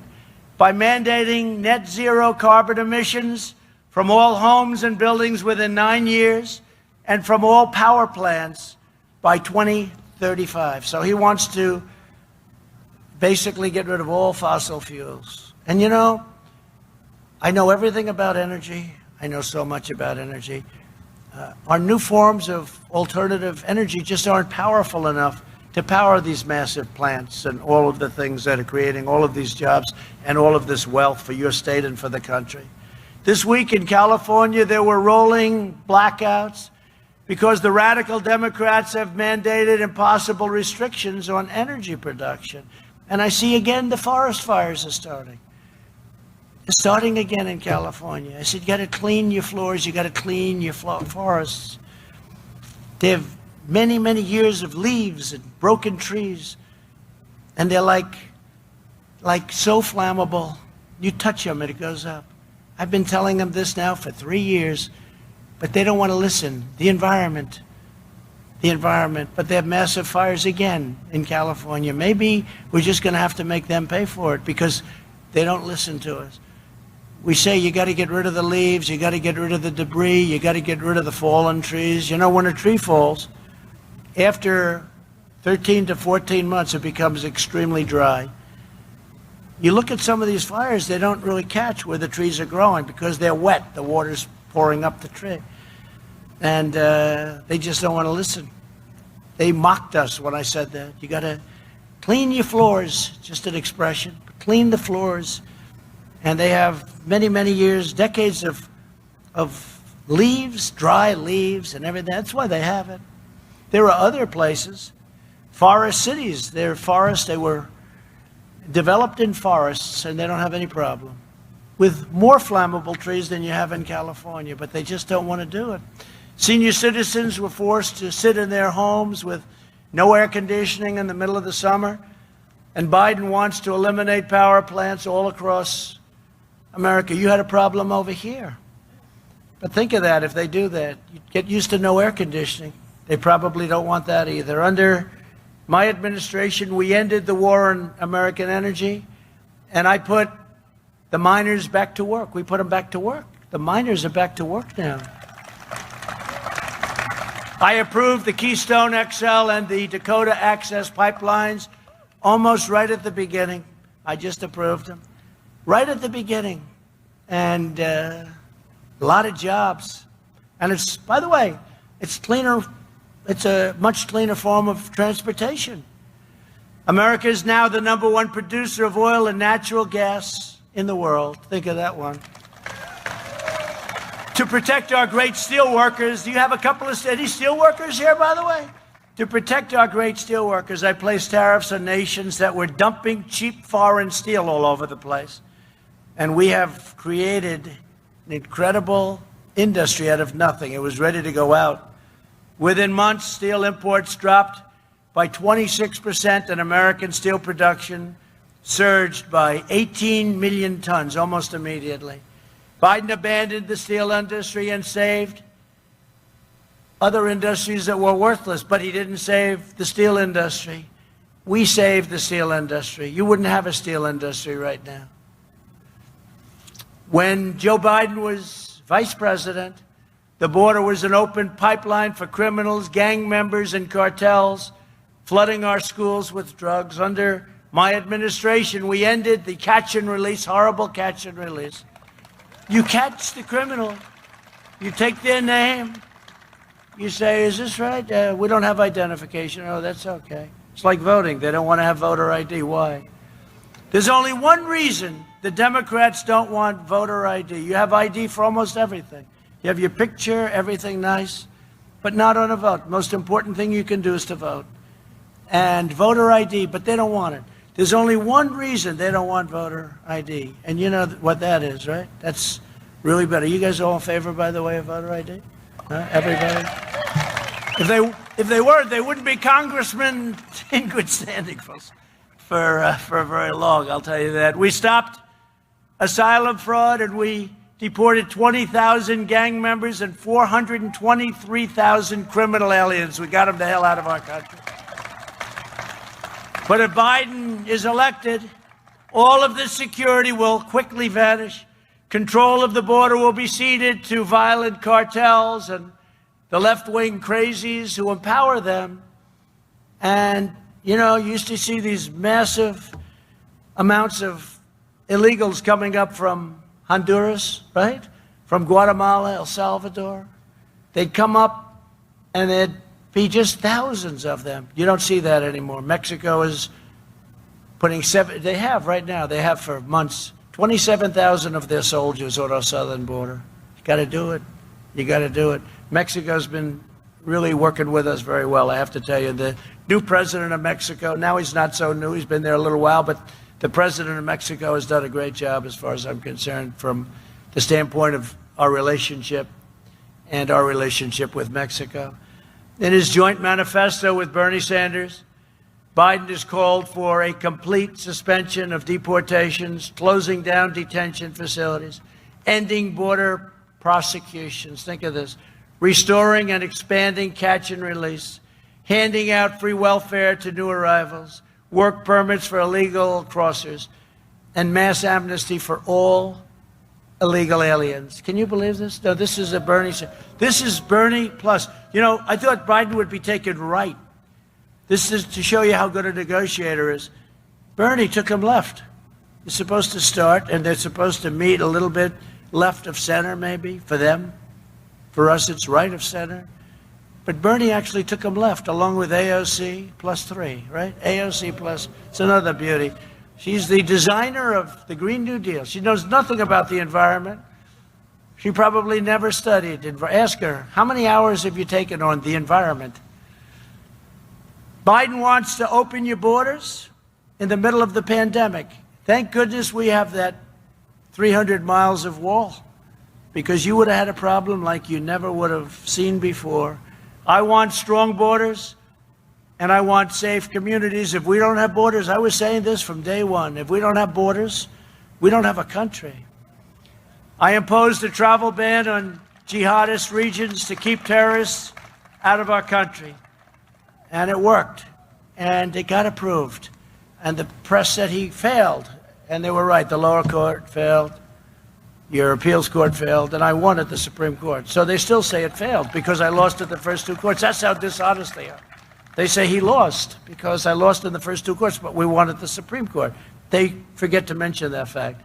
Joe Biden has pledged to remove this ban, opening the floodgates to terror and terror hotspots, and increasing the number of refugees allowed into our country by 700%. That's the manifesto of AOC and Bernie. Joe Biden and Kamala, she's another beauty, also strongly support the deadly sanctuary cities that have been so bad for you and everybody else. As district attorney in San Francisco, Kamala put a drug-dealing illegal alien into a job and jobs program instead of into prison. 4 months later, the illegal alien robbed a 29-year-old woman, mowed her down with an SUV, fracturing her skull and ruining her life. We believe our country should be a sanctuary for law-abiding Americans, not for criminal aliens. After 8 long years, Joe Biden and Barack Obama left America weak, disrespected, and endangered. We are respected again. We are a respected country again. They said that one of the leaders called up, top leader of one of the countries, he asked me to call President Erdogan of Turkey, who I get along with very well. He said, sir, please, would you do me a favor? Call Erdogan. I said, why can't you do it? He says, you're the only one he respects. You're the only person he respects. I tell you this story. I like telling very personal stories. But they did say that. You're the only one he'll listen to. I said, is that because of the United States? They said, no, it's because of you. So, you know, that's not so bad. I might as well tell you the stories because they won't. We've invested more than $2 trillion to rebuild our military. Our military's in the best shape it's ever been. And everything is made in the USA. And we've revived the historic shipyard in a place called Philadelphia with hundreds and hundreds of new jobs. You know that. And we've just launched Space Force. I never talked about it in the campaign trail, Lou, right? I never talked about it. I'm the only one probably that ever ran for office in this country that's achieved more than I said I would. I never talked about Space Force. I never talked about it.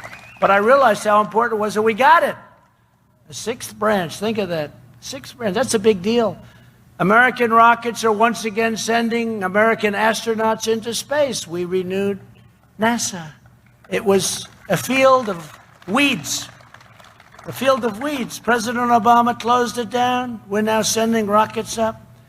And a lot of those rockets are paid by rich people. They like sending up rockets for whatever reason. They like it. I say, go ahead. You can pay us a little rent and you can use our property. We withdrew from the disastrous Iran nuclear deal, a horror show. The ISIS caliphate was destroyed.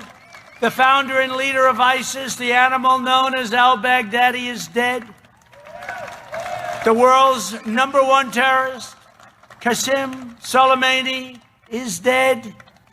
Joe Biden voted for the war in Iraq. I kept us out of new wars. Everyone said, oh, Trump, it's his personality. He'll be in a war his first week. Instead of that, I got you out of wars. We're down to a minimum number in Iraq. Afghanistan will be down very shortly to 4,000 troops, and that'll come back shortly too. Syria, we took them all out other than we kept the oil, if that's okay with you. We kept the oil. We have some back and keeping the oil. We should have kept the oil in Iraq too. Remember, I used to say, keep the oil, don't go in. I'd say, don't go into Iraq, but I was a civilian. Nobody cared. I was like you. So nobody cares. I want to get that mosquito out of here. I don't like this. They'll say it's cruelty to animals. I don't know. No, it's true. They were saying the other night, the shark. They were saying, those sharks, we have to protect them. I said, wait a minute, wait. They actually want to remove all the seals in order to this shark. I said, wait a minute, don't you have it the other way around? One can contribute to. I recognize Israel's true capital, opened the American embassy in Jerusalem, and recognized Israel and its sovereignty over the Golan Heights. Nobody else. They talked about it for years. For years and years, many, many presidents talked about the capital of Israel, Jerusalem, and they never did it. I did it. And Golan Heights, 52 years they've been meeting on Golan Heights. I did it. Last week we reached a historic breakthrough in the Middle East, finalizing a groundbreaking agreement between Israel and the United Arab Emirates. People can't even believe it. Even the New York Times gave us a great editorial. They can't even believe it. We passed Veterans' Choice and Veterans' Accountability for our great vets. Nobody's done for the vets what I have. Nobody, not even close. We love the vets. And federal workers who failed and mistreated our veterans now can be told, you're fired. That's accountability. We couldn't fire them. We had sadists, we had thieves, we had some bad people. They let go of 9,000 people in the VA. They were bad people. They didn't love our vets. Now they have to love our vets. In a second term in office, we will create 10 million jobs in the next year. We will hire more police. We will ban sanctuary cities. We will appoint prosecutors, judges and justices who believe in the rule of law, not the rule of that horrible mob that you get to watch on television. We will provide school choice in every home. We're gonna let you have school choice. That's a very important thing. The Democrats don't want anything to do with school choice. We will lower the price of prescription drugs, as I said. We will build and expand our energy infrastructure to a level that is even greater than what we have right now. And when I said before we're number one by a lot. Nobody thought we'd ever be number one. And we are energy independent, which is very nice. And as we've been doing, we will end our reliance on China and other countries for drugs and other things. We will make our critical drugs, medicines, and supplies here in the United States. We will give tax credits to companies to bring jobs back to America. And if they don't do it, we'll put tariffs on those companies, and they'll have to pay us a lot of money. So what are they going to do? They're going to bring the jobs back. In every action, every moment, and every decision, I'm fighting for you. I'm fighting for Pennsylvania. A lot of people got rich and got powerful at your expense. Now, these same liberal hypocrites want to open up borders and let violent mobs rule the streets while they live in Waldorf compounds and communities. They want to defund police while hiring private security. They want to let rioters burn churches while jailing you for praying in your church.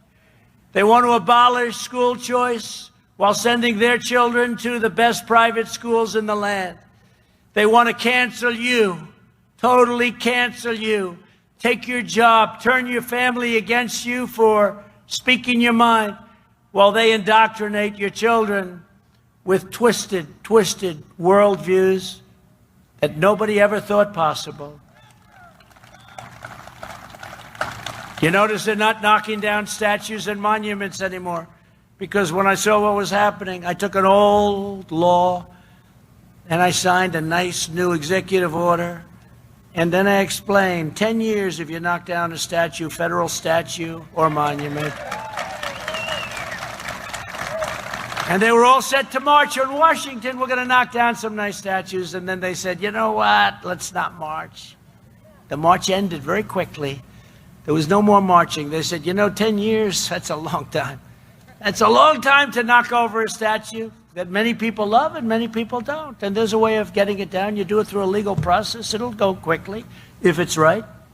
Joe Biden is the candidate of these privileged liberal hypocrites who hold you and your values in disdain. But you can send them all a thundering message on Election Day by voting for Trump Pence. Do we love our vice president? Do we love our vice president? I'll tell you.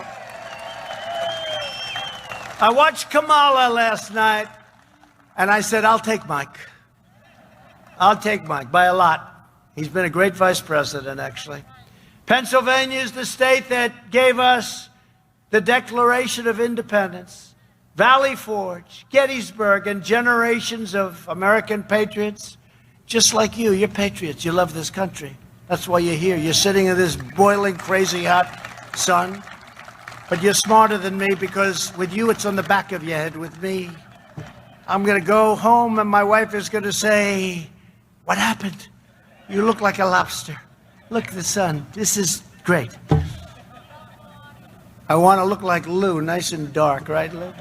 But with Lou, it's a little easier, I think.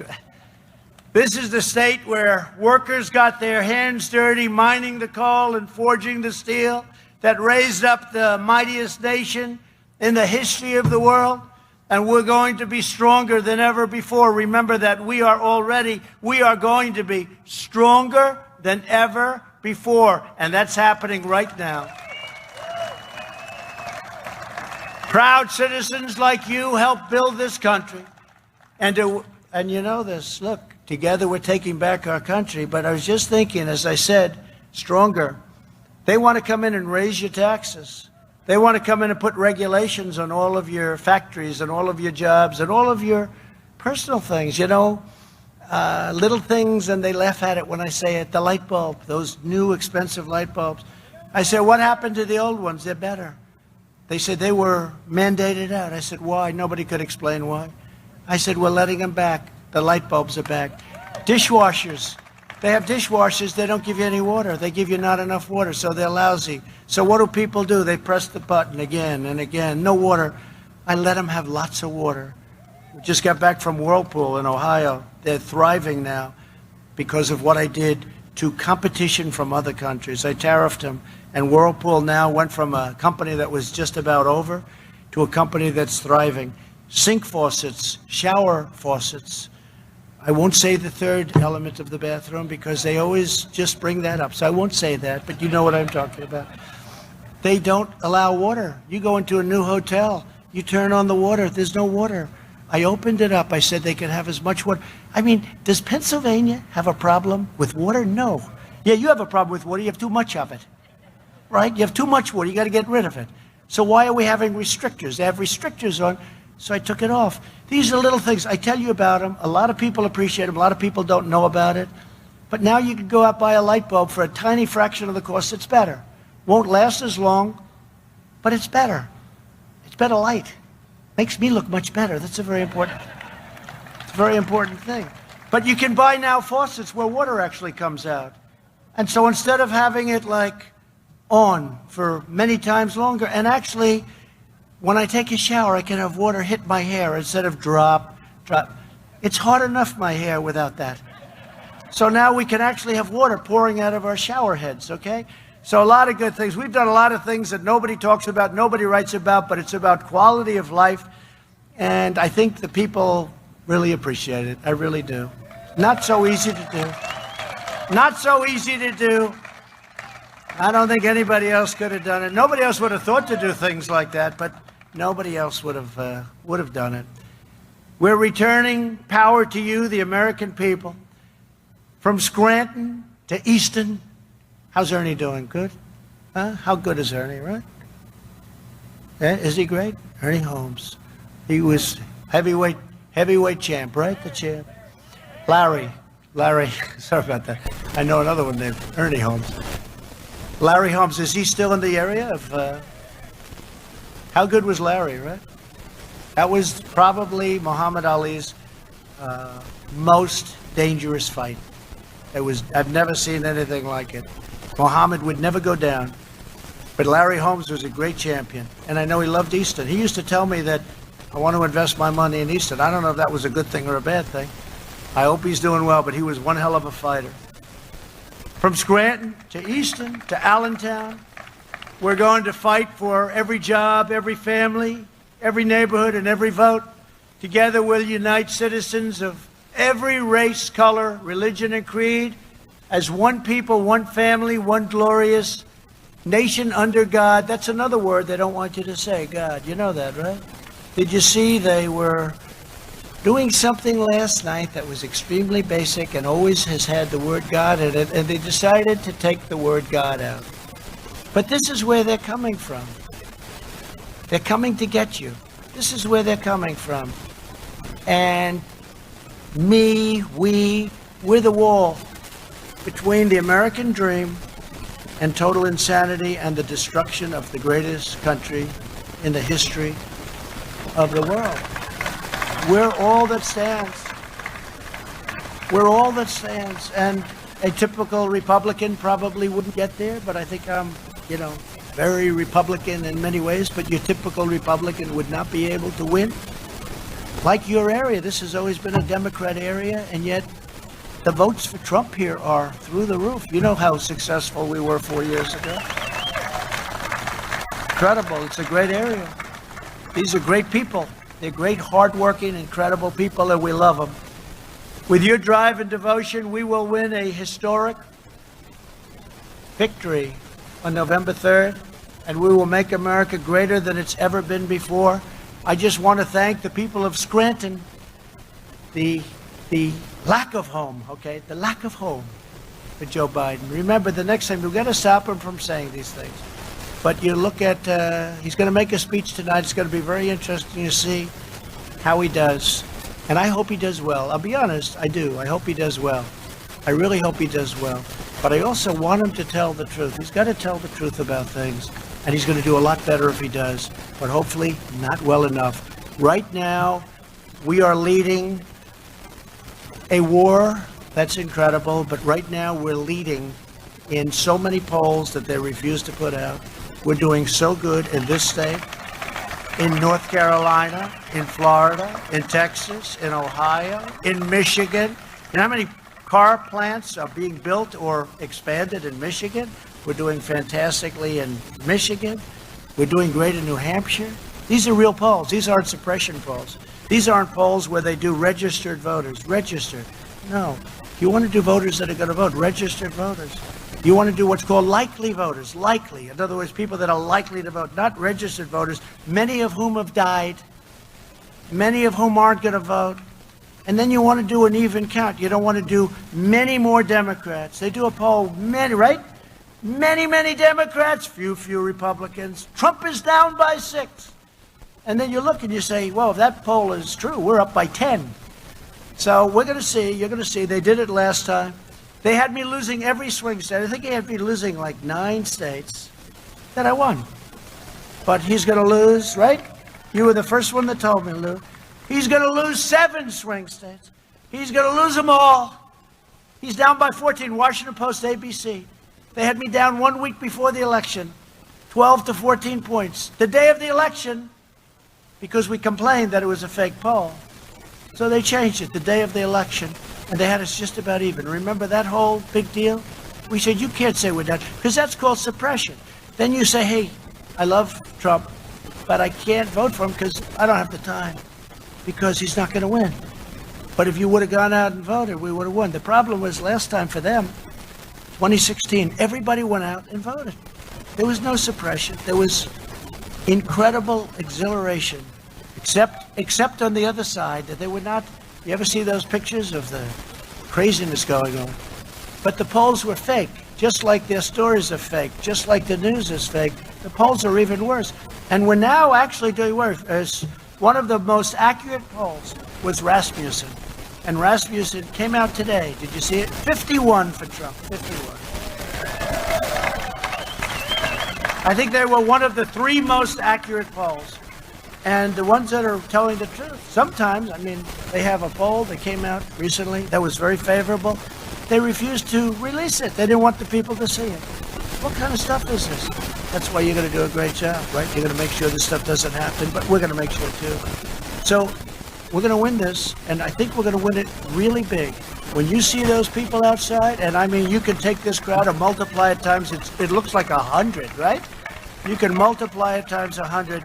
But when you see this crowd and when you see the kind of enthusiasm, there's nothing like it. We're leading, by the way, even they admit, we're leading by enthusiasm, by numbers like they've never seen before, record numbers, meaning we have record enthusiasm and he has a record lack of enthusiasm.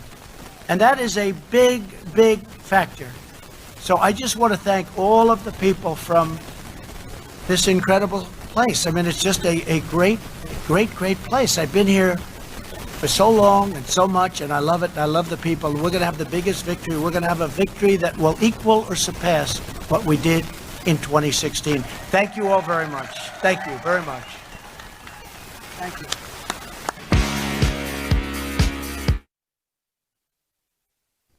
President Trump wrapping up his remarks there in Old Forge, Pennsylvania, just down the road from Scranton, Joe Biden's supposed hometown. Sorry for the audio issues there at the end. Apparently, I was in touch with my cameraman. All the media were having the same issue with the static in the audio towards the end, but hopefully you were able to hear enough to understand what he was saying, and that is that Joe Biden is dangerous and should not be elected president of the United States. Yes, President Trump's poll numbers have been climbing as of late, and we believe he will win big. But now is not the time for complacency. We must get out and do everything we can to support him. We will be back on the campaign trail with him as soon as the next one is announced. Hopefully we'll be soon. We'll provide full coverage just like we did this one, like we do at all of them. Support our mission, please, at rsbnetwork.com/donate. It's crucial that we have the funds to be able to get out and campaign. It is not easy, folks. I promise you that. Tune in next week for all week live coverage of the Republican National Convention from Charlotte. It's our turn now, and I guarantee you it will not disappoint. We're going to send it back now to Old Forge, Pennsylvania, Liz Willis and Alex Caldwell. Take it away.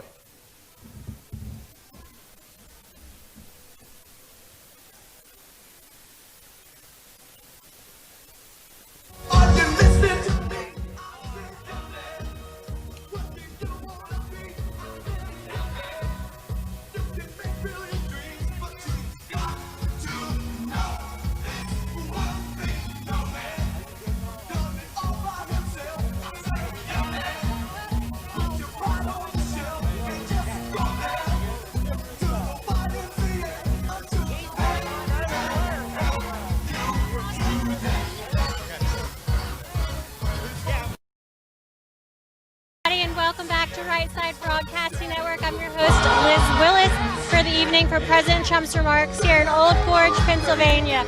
We hope you guys enjoyed President Trump's speech as much as we did, and we want to thank you for those who tuned in today. You had the best seat in the house, I guarantee you, because the sun is beaming down here. We want to remind you guys that we are almost entirely donation-based, so we rely on your donations to continue to travel the country and spread President Trump's message to millions of people. There's a number of ways you can donate to us. The first one, and one of the easiest, I think, is the YouTube Super Chat. So you can click the dollar sign in the bottom right-hand corner of the live chat, and you can donate absolutely any amount. I'll hopefully be able to read a few of those in just a moment before we cut off. So if you want a chance at getting a shout-out, make sure you jump into the YouTube Super Chat right now and get that shout-out done. The second way is by going to our website. That's www.rsbnetwork.com/donate. Moderators, I want to thank you guys so much for keeping the chat room fun, clean, and family-friendly today. Last favor, if you don't mind dropping those addresses down below so our viewers can see where to donate to Right Side Broadcasting Network. Now, don't forget, we are doing a cool little giveaway on behalf of RSBN. So if you donate via our website, $100 or more, you'll receive a RSBN box full of really cool RSBN gear.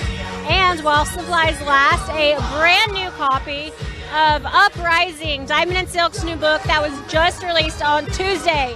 So if you've been waiting to get your hands on that book, make sure you go to our website, donate $100 or more, and in the message box, make sure that you put your address. You guys, some of you are forgetting to put the address, and that's going to make it a little difficult sending out that package. The third way you can donate to RSBN is by a non-electronic way, and that is by sending a check to 1550 Opelika Road, Suite 6, Box 344, Auburn, Alabama 36830. So just to reiterate, those three ways were the YouTube Super Chat, our website, and by sending a check. We appreciate every penny helps. This is going to be a battle, but we are in it to win it. We're super excited for the remainder of the campaign rallies that President Trump has planned leading up to the November presidential election. Now, like we've promised all week, there was a big giveaway. Disney Coins is a precious metals company specializing in copper and silver coins, each of them with really cool designs specifying on different historical marks of the Trump administration. So if you want to check those out, go to dismecoins.com. That's DISME coins.com. There's 2 new designs every single month, and we have done a giveaway all week. I was really hoping you guys would enter more, because normally we have about 5,000 entries. Looks like we had around 500, but hopefully you guys have just been busy buying up their website. I know that we have some of the most supportive viewers in the world, so we do have that contest going on. I've been asking people all week, go and sign up, go and sign up. I guess some of y'all didn't, but some of y'all did. And I have the 3 winners right now, so I'm going to pull those up in just a second. While I'm pulling that up, make sure that you go on over to dismecoins.com. Check out their website. It's not too late to purchase and use our discount code. So the winners have already been chosen for this week's giveaway. However, the RSBN code is still active for the next 24 hours. So go check out some of their coins and make sure that you use code RSBN at checkout for a percentage off your order. Drum roll, please. The 3 main winners. Now, you will be contacted via the email that you entered the giveaway with. So when you're contacted by Disney Coins, keep an eye out for it. Make sure it doesn't go to your spam folder. They will ask you. It's a first come, first served basis. You get to choose which prize you get. So have fun with it. First winner, Lynn Martin. Congratulations, Lynn Martin. Second winner, Celine Becerra. Becerra. Celine Becerra. Congratulations. The third and final winner, again, the third and final winner for Disney Coins DNC Week giveaway is Carl Beams. Again, that's Carl Beams. So congratulations, Lynn Martin, Celine Becerra, and Carl Beams. And be looking out for an email. My name's Liz Willis. I've been reporting today live on behalf of Right Side Broadcasting Network. You can follow me on my personal Instagram account. That's LIZWILLIS. I'm also on Twitter at Liz Willis, LIZWILLIS_. Don't forget to follow Right Side Broadcasting Network on all forms of social media, Facebook, Twitter, YouTube, you name it. Right Side Broadcasting Network or at RSB Network. I would like to ask my coworker to join me so he can help me in saying goodbye to these fellow patriots. He did a great job today at your first official campaign stop, especially in this hot heat. So before we say bye, tell us, what did you think of your first big president covering your first Trump event? I'll be honest, it was a lot of fun just to come out here today, see the president, speak to his supporters, do some interviews. You can't ask for anything better. So I really enjoyed doing it, and I hope to be able to go to a few more. Well, I hope you can join us for a few more. You were a huge help. So thank you. And you are new to Twitter, a little bit on the social media side, a little bit new. So how can people find you, Alex? On Twitter, my name is Real A. Caldwell. That's my Twitter handle, so you can go follow me on Twitter. I have Instagram as well. I think it's also Real Alex Caldwell, so you can find me on there. All right, that about sums it up for today's event. Don't forget, donate to Right Side and buy some coins. God bless you, and good evening.